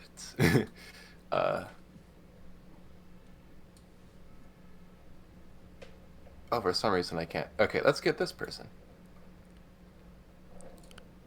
Here comes this person. Hey, Yo. Seppu, welcome. Hi. How's it going? Yeah. Oh, good. Question I wanted to ask for you, Curb, is what was your favorite scene voicing Alex for? I know you mentioned the panda scene earlier. That was a big one. I did also. I hear myself, and I hear the other me. God, there are too many me. Well, Yeah, actually, I think that's from Seppu. Maybe Seppu, mute yourself in between. No, he's good. He's good. It's actually very fitting that just happened because, and I'm assuming that spoilers are okay because I'm guessing that all of you guys have all played the game. I loved doing also the. I'm really fascinated by characters that have like multiple kind of versions of themselves that get to interact with each other, and I loved the idea of having the final boss be like all these different crazy like. Psycho versions of Alex from different dimensions and different parts of his mind and all kind of weird tangled together. And I remember we played around a bit with like the subtleties and how they were going to be voiced differently. And I remember that was also something with when we had gone back a year or two later and done a little bit of additional recording to expand upon some of that. I remember doing some different versions as well for that. And that was really cool. But enough about me. I also really liked the kind of intimate, like romantic scenes that I could have with each of the party members, where you know, like with all of them, with Vela, with Mike, with Anthony, with Chandra, with the Essentia. You know, I liked playing the sort of like I'm trying to be hip and cool and kind of flirtatious and fun. But you can't really get away from the fact that I'm just an asshole at this stage of my life, you know. I have a very distinct memory of you looking up from the script and going, man, he's an asshole. Man, he's an asshole. Man, I hate how much I'm relating to this character. Oh, I didn't want to bring that up in case you were... Yeah, no, I definitely remember saying that. It's, yeah. No, but also I realized too is that but also like much like this character, I you know, even back then in 2014 we did the recording. Like I've grown a lot from this person. I've been Alex, certainly. You know, not like 1-to-1, but to certain extents, and I've been that way to my life. And you know, like I actually, you know what? Here, I'll out myself because she's sick right now, and I've been checking in on her. I'm much nicer to my mom. I've always loved my mom. I've had a great relationship with her, but we're very Italian, and we yell at each other a lot, and then get over fights like 5 seconds later. You know, as you do. But I'm trying to be much more patient with and nice to my mother now. You know, it's interesting.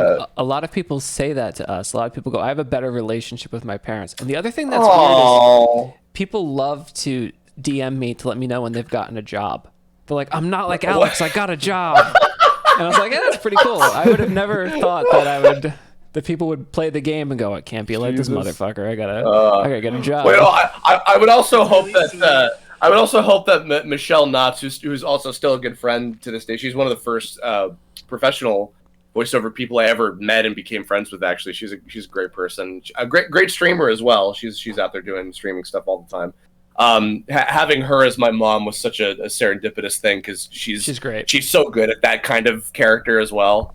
And playing off. I remember having scenes with her and playing off of that was so easy because I just had that, you know, not that she was motherly to me, but she's always been a very, very good friend to me, and I appreciate her much. So shout outs to her. Shout outs to Michelle Knotts. She's great. Yeah, she's awesome. Yeah, Michelle is really great.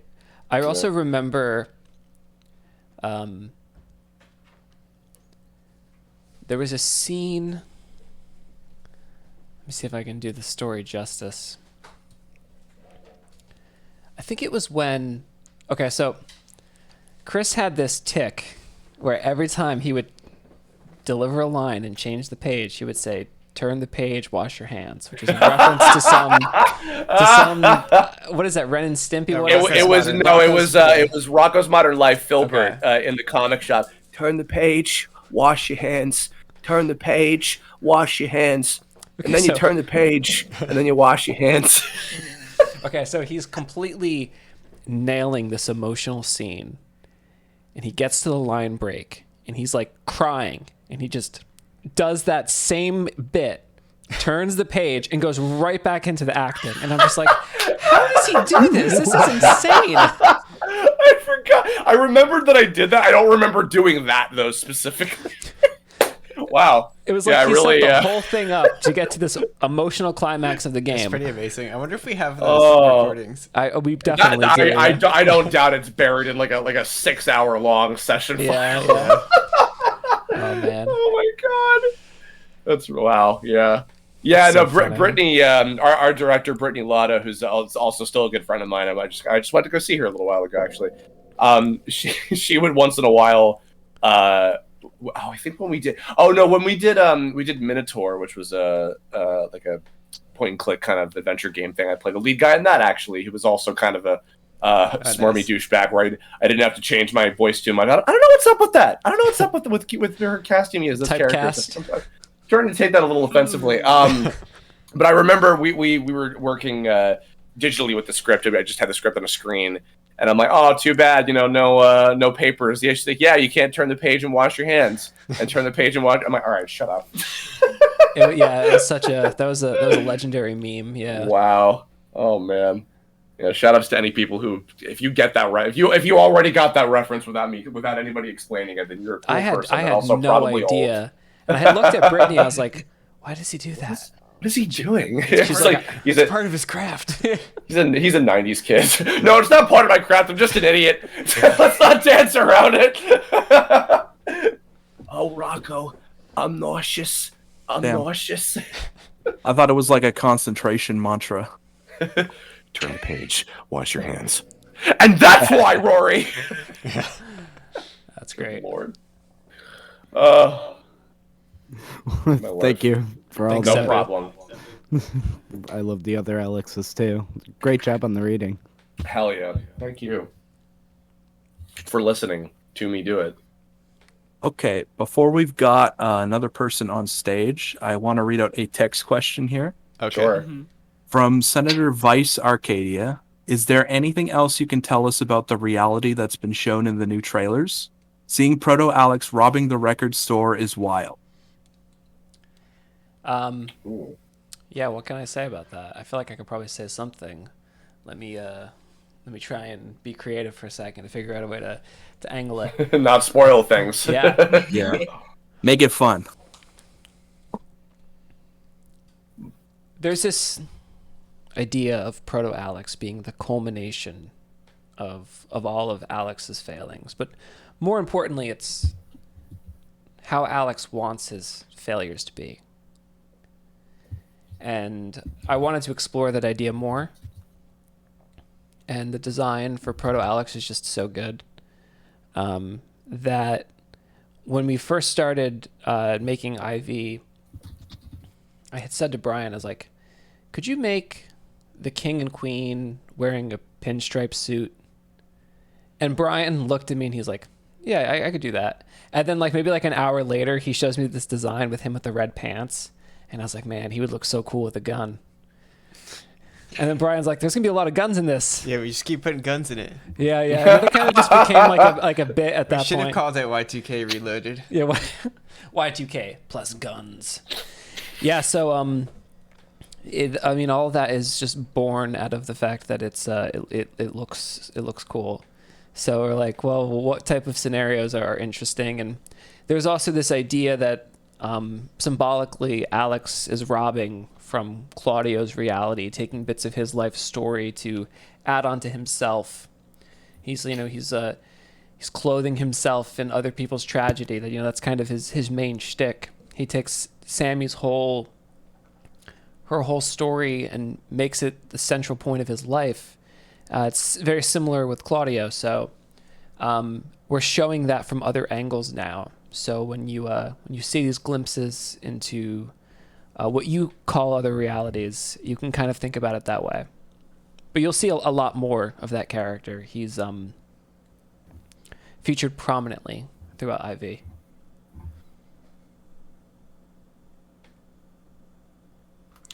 Okay, so I'm going to invite Gold to the chat.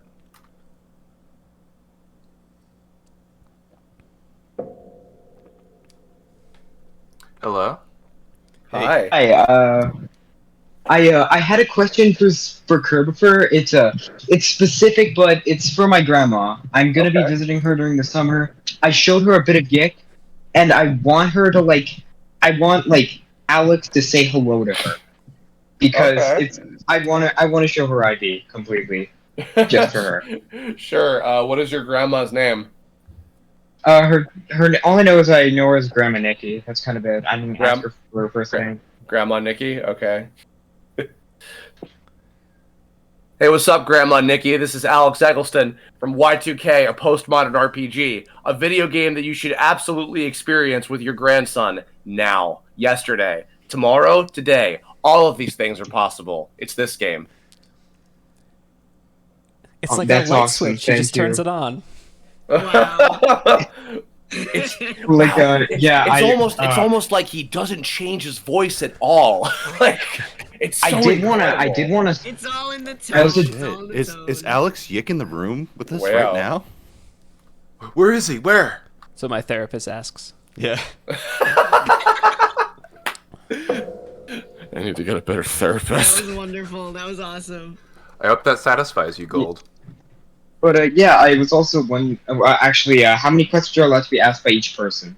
You can ask another 10, obviously. I give you you can permission. ask one more. Okay, yeah. Well, I was also wondering, what was your most favorite character in all of YIIK, and why is it specifically? Never mind. Just why is your favorite? Who is your favorite character? Good lord. No. What was the punchline? Why is your favorite character? I was gonna specifically say Rory. I was gonna say Rory, but what's the greatest character, Rory? You know what? No. I actually do really like Rory. Even though I know Alex doesn't in the story, I liked Rory as a character because I remember back to the recording again when we did, the really heavy stuff that happens that can happen and cannot happen with Rory. I remember stepping out of the booth and I said, "This is really fast. This is really fascinating to me. I really, really like the idea of having choices because sometimes in games choices can really matter or they just are they barely matter, and to have something as serious as that impact something that desperately in a story was really powerful to me. I remember I think I don't know if you recall that memory, Andrew and Brian, but that was one moment where I was like, wow, oh my god. And I remember I think Melanie and I played that scene really probably darker than anything else in the whole game. Yeah. Rightly so. But no, I do really like Rory. Gosh, I don't know. I've gotten to be really good friends with Cliff Chapin actually now, so I've grown to like Mike more, funnily enough, as a result of that probably.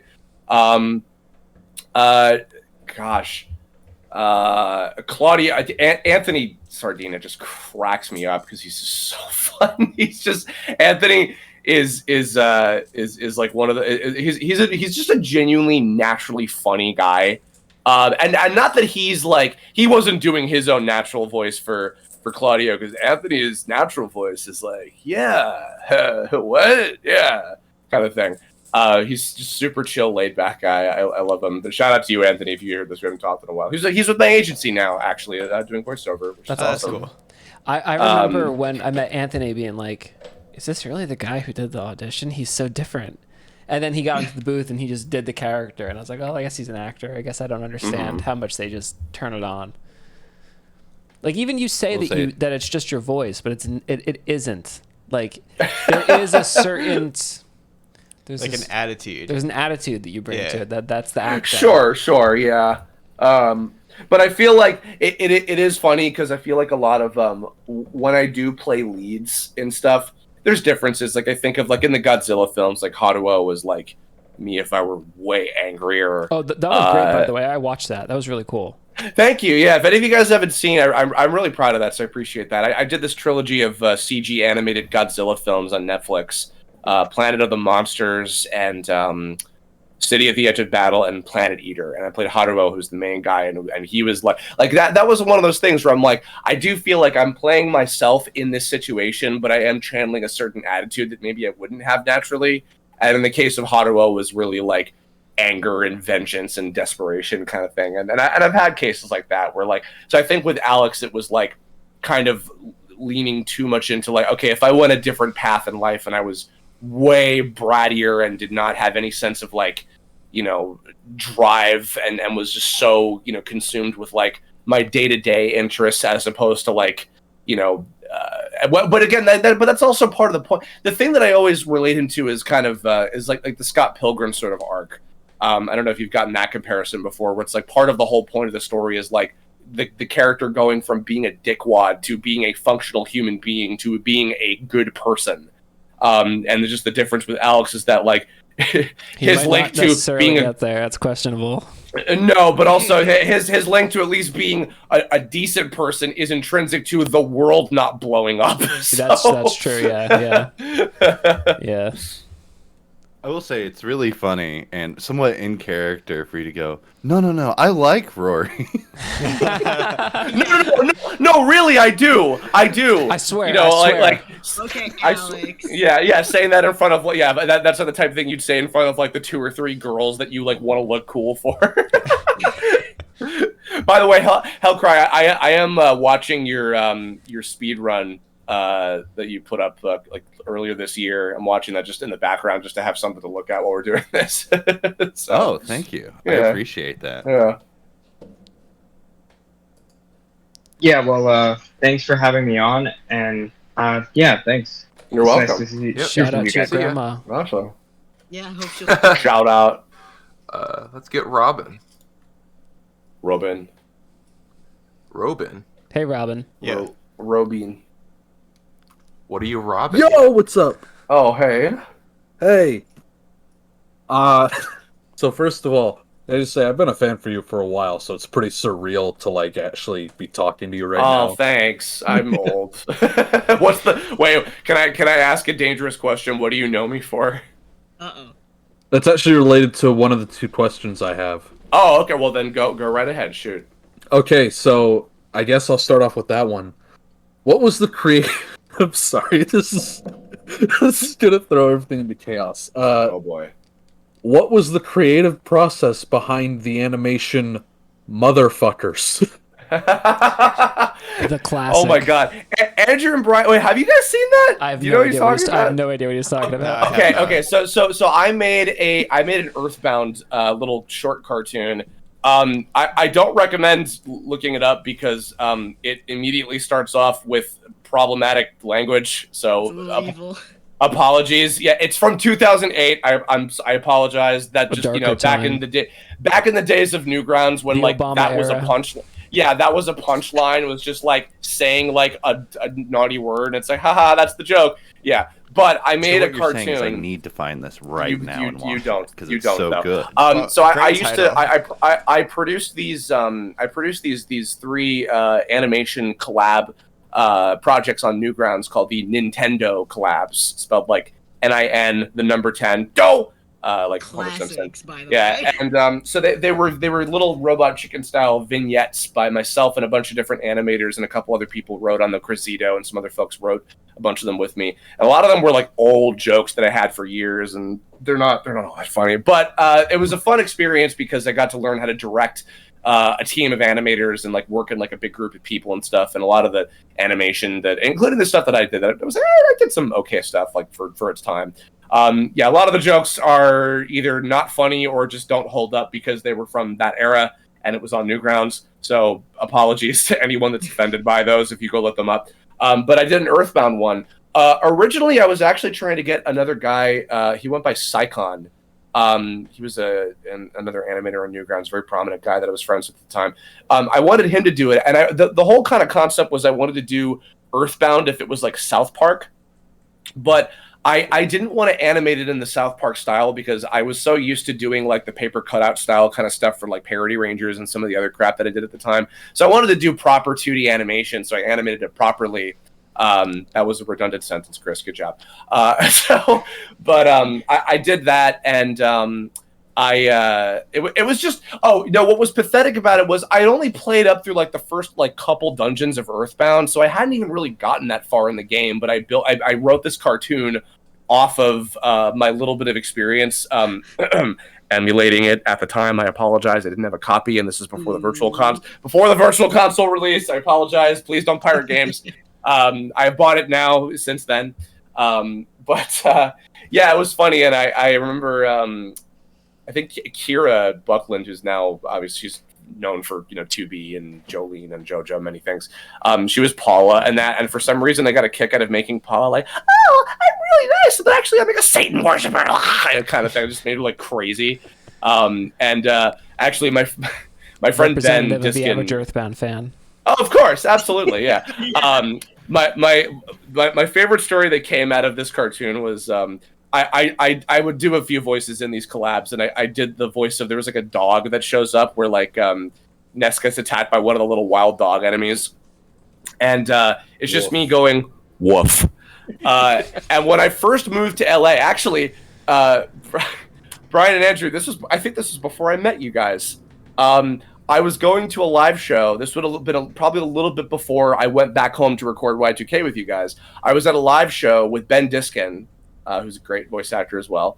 And he was trying to recommend me around to a few different studios at the time because I just moved to LA and I was trying to get the voiceover scene out there. And he said, oh, yeah, dude, don't worry. I submitted, I didn't give them your demo. I just linked them that Earthbound cartoon of the dog going woof. And I think they're totally going to call you in for some auditions. And I'm like, You're fucking with me, right? He's like, yeah, 100%.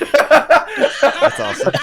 And I'm like, great. The fact that you've seen that is astounding to me. So, I would have had a heart attack. Oh, Lord. Yeah. Anyway. I've always loved that part of the animation, specifically when he like beats up the dog and he's like going through all the information on the screen. He's like, does this mean anything? Yeah, it's just And like then you got a cookie point. You got a slime point. You got a penis point. I don't know. And then the fucking animal abuse charge. You got one animal abuse charge. Yeah, pretty much. Oh Lord. Yeah, you can if you go looking for it, you can find it probably on my channel somewhere. But yeah, I called it motherfuckers because you got it. Funny. It's a great title. What was your other question? Your other less embarrassing question, probably. No, this one is actually settling a mystery that's actually some misinformation that's been going around since the game launched. Oh, okay. So there's this scene in Y2K that takes place on a bus that everyone knows because Alex calls Vela exotic in it. Uh-huh. There has been people saying that you didn't voice that line because you don't sound... Alex in that scene doesn't sound like you for the rest of the game. He has a different kind of cadence to his voice or whatever. But Andrew insists that is you in that scene. So do you want to explain and finally put to rest for everyone at home if that is you in the scene or not? I mean, I'd have to hear it, but I do remember. Why would we have a different? It doesn't make any sense. I know. Like, it's a ridiculous thing. I was gonna say, but like, I don't remember that at all. Yeah, I don't remember like anyone having to fucking replace me for anything on like a line because I would have if it was a pickup. Yeah, because if it was, just redone it. You would have exactly. Yeah, exactly. Yeah, because like I had mentioned, I had like a year or two later, I had come back. And we recorded a couple things and like added a couple things that we had done later on. But I think also I even remember feeling gross about because like exotic as the the whole point of that is like that's the most like stereotypically like lame like gross thing to say about like a woman when you're hitting on them. Yeah, exactly. It's like, oh my god, yeah. So I think I even do remember when we recorded that scene. Which I guess that would have been with like Cliff and Melanie and I forget who else was in the part with us. Just those three, yeah. Yeah, I think I even remember saying like, "Ew, gross." Like, There was a lot of that. The only reason that I say I would have had to hear it is I'm like, well, like maybe if I heard it, I could understand why like it kind of sounds different for a line. It's the apprehension in your voice coming through is probably. Oh, okay, yeah. Okay, that's maybe. probably. If someone that's finds probably it, we'll what show is, it to Chris right now. If someone can get Yeah, a yeah, no yeah. commentary I can- version of that, we'll watch it. Let me just pull that up right now, actually. Yeah, 'cause I'm I pretty sure actually- that we would be exonerated from this weird charge of. Yes, because like I remember that so distinctly. The first that was like one of the first things I heard someone say when I joined this server. Linguistic is posting it. This is how gaming rumors start, guys. Yeah. You know Yeah, nothing about any specific game. scene. Yeah. Hold on, 1 second. Sneeze, I'm looking at this. Sneeze put it best. Sneeze added me saying you thought the first question was going to cause chaos. Exactly.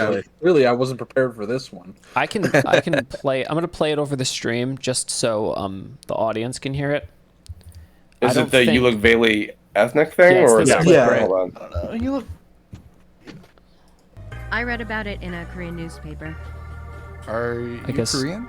Discord No. won't hear this, but Do the stream I will. look Okay, is it the It's hard to say. I just meant like exotic. Is it that line or is it the? Really? Yeah. Oh It's yeah, kind yeah, of- yeah. No, that's me. And then the hard to say that you look vaguely ethnic. That line. There we go. I don't want to hear people this just think this ever whole again. scene- Yeah. Let me see. There are so many random ass conspiracies about this game. You know what? You know what I will It's like say we actually willed it here into existence with the themes of the no, game. but I'll answer this. what is nice about when you get to play, and I've had this with leads and even or like when with Reagan on Mob Psycho 100, which a lot of people know me for as well. Like, Ace, love it. When I get to play characters like that, the nice thing is that if they're a lead, maybe not always the lead, but a lead. They get to have a lot of emotional range. It was something actually I picked up from Mike McFarland, he's been the director for one of the lead directors on the dub for One Piece. He always mentioned that something he likes to do is allow the lead characters, like especially in One Piece, like all the Straw Hat Pirates, they can have a lot of vocal range within their own voice, so that they don't have to always like 100% of the time always be like, this is the character voice. Excuse me, because like with Reagan especially, because he's even more exaggerated and off the wall than Alex is. When times were like, okay, I gotta go over here and do something, or like, what are you doing? Kind of thing. So I think that there'd be times like that with him where like, I'm just saying, you look like you could be this, or like, I don't know, or you like kind of pushing my voice around to like the back of my throat or like up into my head or whatever. Like just kind of give it on the situation, because as human beings we do that depending on like whatever we're faced with in some kind of social situation or whatever. So I think that might have been more of what it was, is like, oh, okay, cool, the pressure's off, I don't have to worry about maintaining a character voice, I'm just being natural. And so therefore, because I want him to be entertaining and not too flat or whatever, and Brittany and Andrew and the others all allowed me to stretch that kind of range vocally in terms of like, he doesn't always have to be, hi, it's me, Alex, when I'm talking normally, and Alex when I'm sad, and Alex when I'm angry or whatever. You could go off the wall with certain things, and as long as it still fits the scenario and it isn't like completely taking you out of it or whatever, then it works. So I don't know. I don't know if that really settles the mystery, but I mean, I don't know what more we could give you, man. It wasn't. It's almost like there's a big variety in how people's voices are. Yeah. Like, how crazy. Almost say vocal range. Yeah, so this wild. Is like one of those. It's like one of those things that I thought was like true because I heard if they don't believe us and they don't believe you, then I don't know. You won't believe how much we paid Then for Alex to YIIK lie is about real. this. Yeah. Also, can I just point out, someone in the Twitch chat said bigger Alex theory, and after seeing that I tried not to laugh while you were speaking. I don't know this one. What does that mean? that? Bigger Alex theory? It's a reference to bigger Luke theory, which is a theory that in Star Wars, like the first trilogy, like the I already 4, hate 5, where and this is 6, going. It's a theory that there is it's a theory that there's a clone of Luke that is slightly, there's like a few inches taller, because in a few shots in some of the movies, Luke is taller than one person and then shorter than that same person in another scene. Hate nerds. So there's a theory that there's a slightly Robin, bigger for the Luke. love of all that is holy, just shut up right now. We don't need to hear this. You are ruining everyone's night with this. I literally knew a guy. This is a total side note, but I knew a guy that was like, yeah, I think that in Dragon Ball Z, like after Frieza kills Vegeta on planet Namek and then he gets brought back to life, he gets replaced with like a different guy who's just like a big like loser, because like Vegeta becomes like an idiot and then he like loses every battle, and then I hate his character. I'm like, okay, you're fusing your opinions into this theory, so this isn't an actual theory. This is just you don't like Dragon Ball after the Frieza arc. Okay, bye. I don't want to know Sounds you. like Alex. What a nerd. Yeah, I don't know, man. Like this is a personality defect that we have to stamp out in the next generation. We need to change something about parenting. People have a bad relationship with media if they're thinking this stuff. Wow. Note taken. Mark Hamill was standing on a box. Of course he was standing on a box. No, he grew bigger. Oh. I like the Paul McCartney is dead theory. That's the one I personally subscribe to. Literally that. So literally, Thank you for the chaos, Robin. Yes, thank you. That was great. That's a great job. Oh my god. No problem. Glad to mess everything up. Yes, and so you did. Hey, Scott. I invited Scott to the Okay, stage. so I know we're not really supposed to ask for the one question, but I am speaking on behalf of two of the silent Sammys in our Discord. Okay. That's fine. No worries. I'm going to ask a question for Snazzy and for Hattori, and then I have my own question. Okay. So my friend Snazzy wants to know, Christopher, what your favorite part of the YIIK I.V. update is, if you have one. Ooh. Well, we haven't recorded any of my new material yet. So I can't actually answer that question yet because I haven't gotten to see the nitty gritty of everything. Okay, what I will say, again, in the spirit of your question, I will say the fact that these guys have worked so hard to put everything shown in that update, that much content into just like basically, hey, here everybody, here's like a super edition of the game that you already have, that you already love, and reason to replay it. Like, because I wish I could do that for my own game. I really, really do. And I think it's wonderful that they have the opportunity to do that. And I'm excited for all of you guys that love and adore the game as it is as well. So I can't answer yet, but hopefully I will be able to in the future when I get to experience it all. And then also play it all for myself. Okay, so, then if that's the case, then I will gladly turn this question over to Andrew and Brian. What's your guys' favorite aspect of the update that you've worked on? The over 3.5 hours of fully animated cutscenes that we made. Yeah, it's kind of hard to compete against. Definitely what I'm looking I can't believe forward it's to, that much. And like A the whole YIIK cutscenes. movie. Yeah, it's like a whole Lord of the Rings movie of YIIK cutscenes. I will say that the cutscenes we've shown off now are the ones that we did first, and they've just gotten better. Like the animation has gotten a lot more complex. It's honestly, it's just better and better and better as it goes on. Yeah, because we just kept learning as we were making them, and so they get a lot flashier, they get a lot more animated, they get a lot more expressive. But outside you did show me one. I am remembering that you did show me one of those that I thought was really cool, which I'm excited to see even more of that. So, and then the battle mode. Yeah, the battle mode, of course. Is, the new battle system is really cool. Super looking forward to everything. I have been counting down the days since I was made aware of the update. My second question that I'm asking for someone else is Hattori's question. This is for Christopher again. Sorry. That's okay. So, Hattori runs a very awesome YouTube channel known as Alex EGLESTON in the Real World, where they make amazing, just outstanding short videos. Oh, Are boy. you aware of any? Have you seen any of these? No, I had no idea, but I'm gonna have to see that now. Am I allowed Oh, boy. to link you just one of the videos? That is Definitely do that. Yeah, it's some pretty good stuff. I've seen a few of them. They're so funny. Okay. I've got to see that. Shoot, I have to pick my actual favorite one. No, it's cool. We can vamp in the meantime. Yeah, there have been so many good memes posted on that. This is not one of theirs, but did you see the Family Guy Alex meme. That one is so well done. That Have you one seen was that, Chris? fantastic. I might have. I don't Dude. remember. You know what? It's funny because a lot of the Y2K memes that I see are literally just like a shot of Alex screaming, like the art of him, like from like his talking portrait animation, and then just like some other inane bullshit like around him.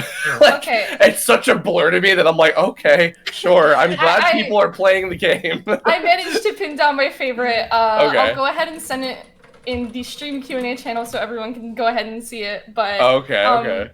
This is actually how I was introduced to most of the fan content of the game. I found this channel before I started playing the game. So it's a very important piece of this community's history. It would be really bad if I didn't mention, by the way, this one that's being shown, or that she linked, that Rion made the 3D Alex model head thing. Yes. Oh my god. And the Also, music's by Max drew Kirbopher doing the scream. Sure did. Wow. Legendary. That's if you beautiful. give me a second, I can figure out how to show. I believe Rion made the YouTube 3D video. model and MeWe made the music. Yeah, I think so. This is making me there was a brief period on my own YouTube channel, which is Kirbopher 15, by the way. That's cool too, Dylan, by the way. I was making like little crappy like MIDI covers in the Google Music Maker, and I realized that, I should have made like Alex's theme in that. That would have been like relatively simple to do. Oh, I love Cat Rory. Why does he look like that? Rory Cat. That is Rory the Cat. title. Excuse me. He's the child. I'm the child of this community, I guess. Is that your Rory impression? This is my Rory impression.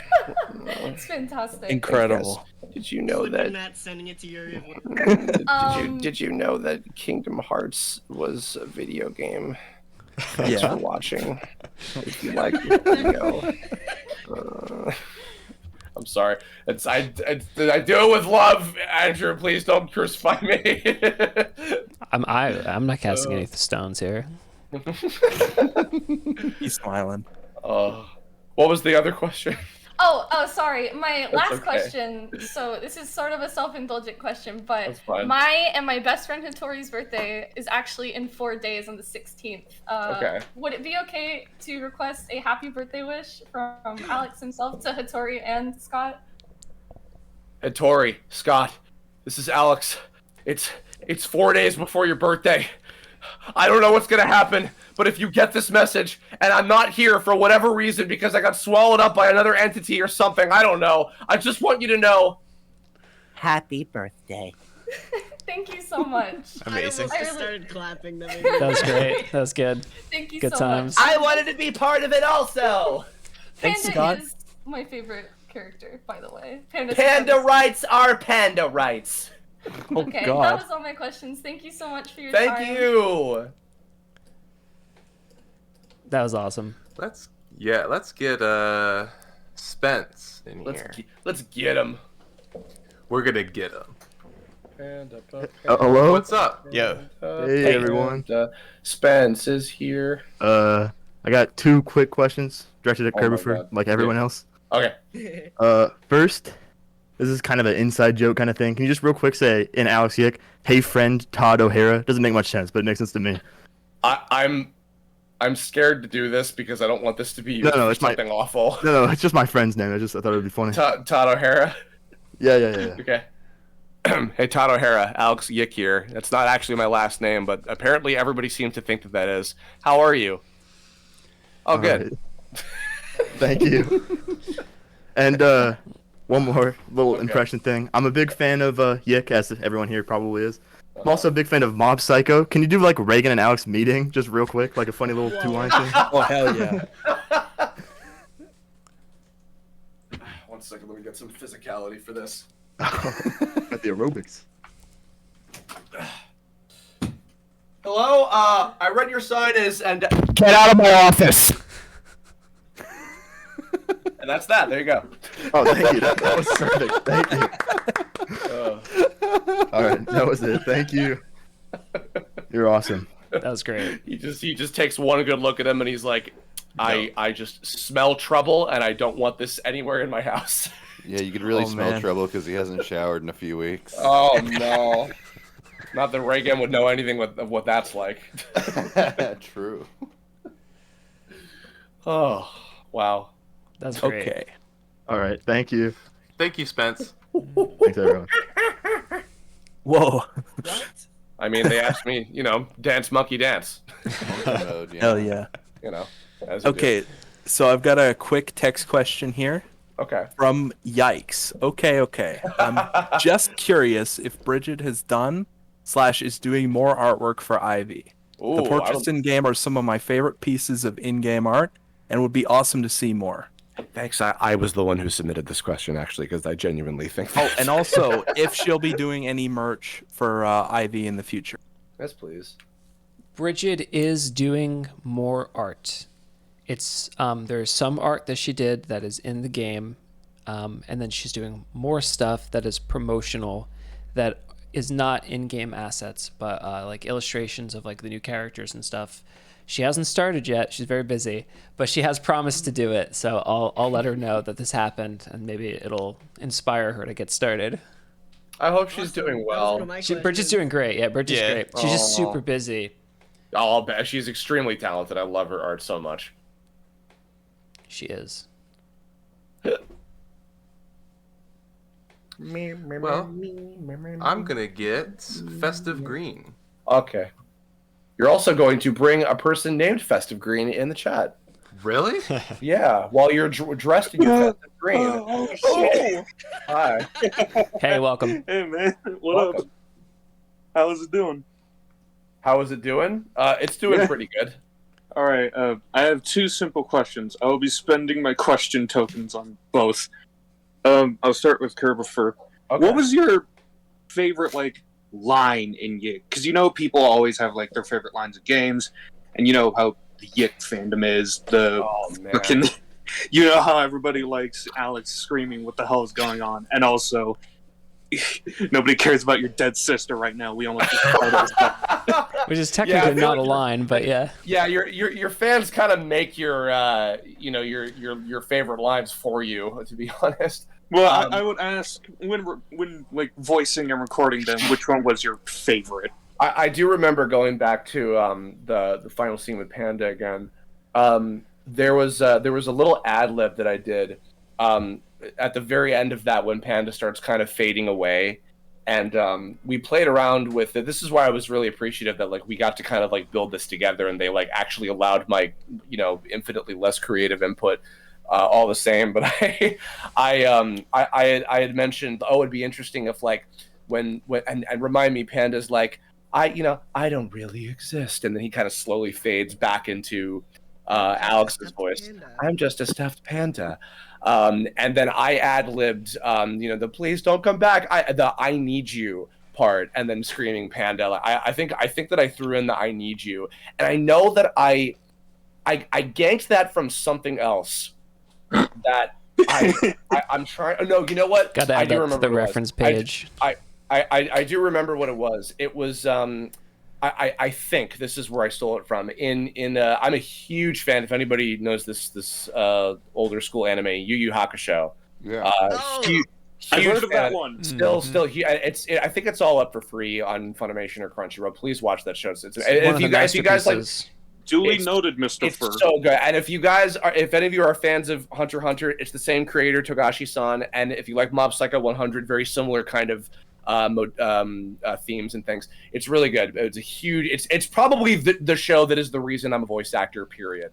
But there's a scene where I won't spoil it in case you guys haven't seen it, but there's a really dramatic thing happening, and a character is possibly going to die, and a girl character, actually voiced by Laura Bailey, who that was one of her first roles ever, long before her Critical Role happened, and she goes, "Please don't go, I need you." And I always remembered how much that got me. I watched that show as a 12-year-old and all the way up through my late teens, and that just that just like came out when I think we did the second run through of the whole. I think we did 2 passes of the whole scene, and that exchange in particular, like really like, whew, I took like a big deep breath after that, probably of like, yeah, all right, we're making art today. Very cool, man. Very cool. This is for the brothers. So, with how the Golden Alpaca was remade for it's 0.25 or 1.25. That was the update. 1.25. I forget, like 1.25. Yeah. Yeah. Would the rest of the bosses for IV get a revamp similar to how the Golden Alpaca treatment got it? Kind of. Yeah. Actually. Yeah. I guess it did work out that way. It did work out that way, yeah. Like, we added a boss to Vela's dungeon, which previously didn't have one. We added a boss to... sorry if you hear background noise. Oh, yeah, I think that's you, Festive. Yeah. Is it, yeah, I was apologizing for background noise on my part. Oh, okay. Yeah, so I think that's just the case. Yeah, especially with the new battle mode, like every battle is different and new. Yeah, and we made sure that like the pre-boss scenes were more engaging, so they felt more interesting. Yeah, all the acting is now enhanced by the fact that a lot of these scenes are animated too. Yeah. So a lot of the performances come through. They hit the height of. Yeah, like we already had all this amazing acting, but then putting it to motion. Like, really sells it for them. All right. I'm excited to see the other Alexes fight in IV. 2 last things. Everyone watching the stream, go buy YIIK on Steam, go buy Deviation Perspective on Bandicamp, and go buy the Deviation Perspective book.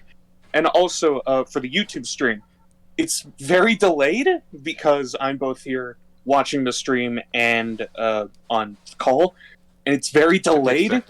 It was like a few seconds to a minute delayed when the Q&A started. Just wanted everyone to know. Okay, yeah. That's okay. We'll just push the whole audio back by a whole second. And it'll fix Just itself. desync the audio. That's fine. I'm eagle-eyed watching the chats for questions in case there are any. Sick. All right. Thank you for having me. Bye-bye. Thank you for your questions. Bye. Okay, let's do some lightning rounds. Getting a little late now. Oh yeah. Okay. We gotta Got any speed sneeze? this up. Got any text questions, Sneeze? Oh right, sorry. Let's see. Oh, I think we have a pretty easy answer for this one. From Shup. What music does Alex listen to? He's probably a snob for old 80s rock, but I like to headcanon that he secretly loves 90s hip hop. Down tempo with suggestive lyrics with a female lead. Sexually ambiguous lyrics. Essentially big. Yeah, anything that evokes bisexual lighting he would like. I think probably. I think he listens to all the small things. Hell yeah. Well, if his record purchases are anything to go by, he's got a pretty wide range of interests. Yeah, he really likes boy bands. Yeah. I want to invite this person to chat. Teapot. What's up? Welcome. Oh my God. It's the real Alex YIIK. Oh my God. I can't even believe it. It can't All right. be. I'm sorry to say that pretty much everybody else has asked the questions that I wanted to ask, but I do have one thing. My friend has been watching this stream, and his name is Billy, and he keeps driving by my house every week, and he throws corn at my windows. So I want you to call him a Dilbert and tell him to stop. Billy, you freaking Dilbert, stop throwing corn at his house. Or do it. That it's actually kind of funny. If you want to keep doing that, I won't really stop you. But I mean, he asked me to say it. That's all I've ever wanted. My dreams have come true. In life. Wow. Yeah, I think I can die happy. You know what? The little things. Creature. Was that code for something? Good. Did we just activate a sleeper agent? I really hope that these requests I'm granting are not going to be used for ill. They might be using a court case, but they just need to train they need to train an AI. They're just gathering info. No. See ya, Teapot. Thanks for the wonderful Thanks imitation for request. talking to me. That was great. No problem. Let's get Shup. I don't know who this person is. They sound funny. Oh yeah, they were in a text question. Hi, Shup. Welcome, Hi Shep. there. Oh my Sup, god, Shep?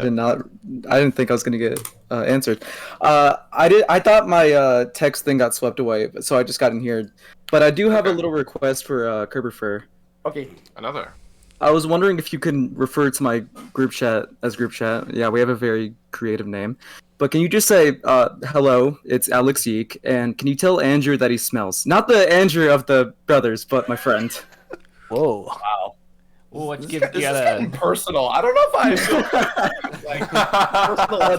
Don't worry. Everyone knows it. It's basically like a Hey, unknown group chat, secret. group chat. This is Alex YIIK. Again, that's not my last name. It's Eggleston, but I mean, whatever you say. Andrew, you smell. I don't know what you smell like, so you might smell good for all I know. But apparently you smell in general. Just wanted to let you know that. That's wonderful. Thank you. That And was also, awesome. I love your work as Reagan. Oh, thank you. Appreciate Amazing. it. You sell it so good. Thank But you. Thank you all. We just wrapped that up this week, or this past Oh. week rather. So there's a couple episodes left of the show now. Oh, I'm excited for them. Blew my voice out on the on the finale. No, I bet. I've read the manga. I can't wait to see your performance. Yeah, it's crazy. Thanks for watching. Yeah, all right. Thank I you. invited Vivi to the chat. Vivi. Hello. So I've just got one question mainly for the Allison brothers. So for IV, just a question. Are there any more romance routes available? Like any more options like that?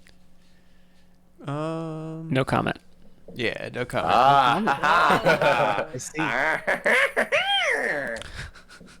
Alright, I'm tapping my fingers together like an evil villain. Thank you for this. Cool. All right, thank you, Vivi. Let's welcome. get Ace. Feel like you just made someone's day in a weird way. And I didn't even answer the question.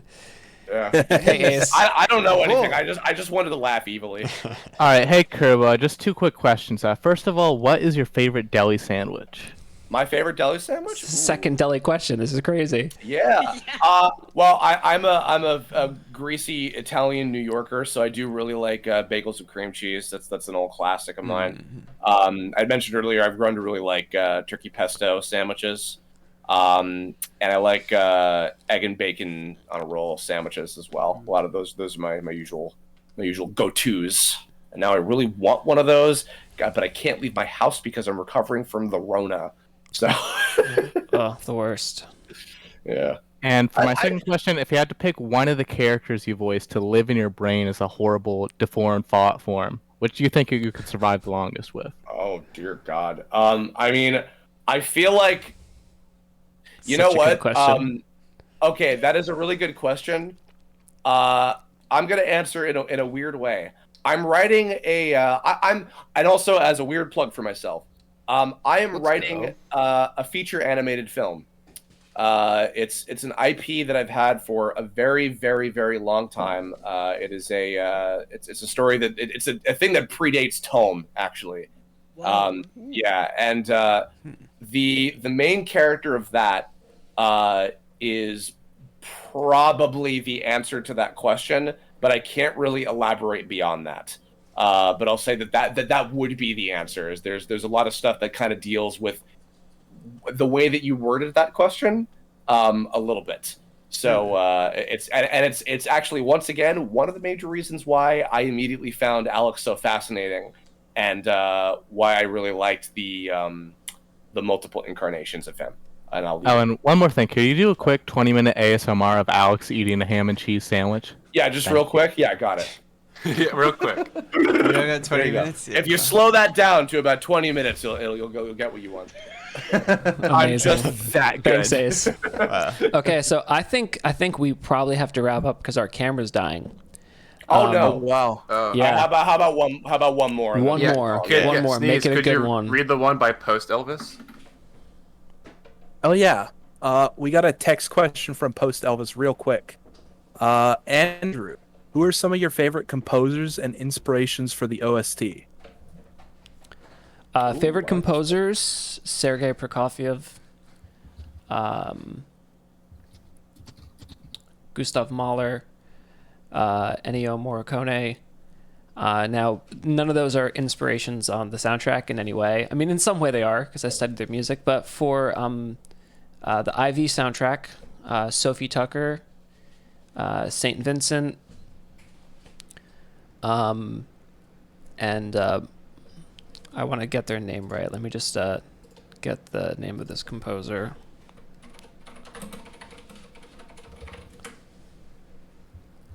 Lele Marticelli, the composer of the HBO series The Young Pope. Those are like the primary influences, I think, on the new stuff. Those were like the coolest like names I've ever heard in my life, by the way. Yeah, they all have cool names for sure. Could I ask a quick request of Kirbopher? Why not? One more for the Just road. do it. All right, thank you. Chris, could you do me a solid and shout out my friends Tack, Wild, and Gav? Hey, Tack, Wild, Gav, you guys sound like a fun bunch of people to have a party with. You want to do Y3K together with me? This is Alex, by the way, if that wasn't clear. Let me know. My number is... Boop. Oh, Chris, I have a request. My dry cleaning. I need you to get it for me. Oh, I can't be bothered. No problem. Yeah, I got it. No worries. Wow. Okay, I think that's got to be the end. Yeah. Beautiful. Chris, thank you so much. You did such a good job reading the story. It was awesome. I'm thank you. I hope I did it justice. No, it was awesome. You did such a good job. Above and beyond what I thought it would be. Yeah, you could have just come through and just read it, and I would have been happy with it. But you performed No, I it. Yeah. wanted to give it some character. Absolutely. Well, maybe we'll do an audiobook at some point. Yeah, that would be awesome. Well, hey, just one last little quick plug. It's funny because Reagan's come up a couple times. If any of you guys are interested, if you follow me on Twitter, which is @Kirbopher, I've linked it in the chat. I'm putting out a little animatic, little cartoon thing that I did. For those of you that, fuck yeah. If you guys remembered the Tumblr Sexy Man tournament thing that happened between that was like down to the wire between Reagan and Sans from Undertale. So, and then Toby Fox wrote a little like mini fan fiction about it. I actually went ahead and I got the narrator from Mob Psycho to like voice that, and then I did an animatic of it. And it's really funny. And then my friend Michaela, Toxic Soul 77, great artist, she animated a shot of it, and it just straight up looks like Mob Psycho, like the actual show. That's so cool. That's great. It's just it's like an extended shit post that I'm really proud of. I'm gonna post that tomorrow, before the second to last episode of the season comes out. Yeah, so we've got 2 episodes of that left. And yeah, if you follow me on Twitter, I do art. I'm on YouTube. I do streams and animation, and I'm working on some new things, including that movie. I just started a TikTok recently, which I'm Kirbopher 15 on that. I'm trying to do some stuff with that. So I'm all over the place. If you guys wanted to see the other things that I do, other than saying whatever you want as Alex Eggleston, not YIIK, you can find me on. I'm most places. I'm Kirbopher or Kirbopher 15. Andrew and Brian, it was a gift, this character. That was such an honor to be part of this project. I will come back anytime you want. I would love to play the game. I'm very excited to play the new update when it's out. And everybody, happy holidays, Merry Christmas, happy Hanukkah, happy anything to celebrate. We'll catch you all next time. Thanks a lot. But Kirb, before you go, is it Eggleston or Eggleston? I thought it was Eggleston. The game says both. The game says both. Eggleston? Oh no! Which came first, the egg or the eagle? The chicken or the Eggleston.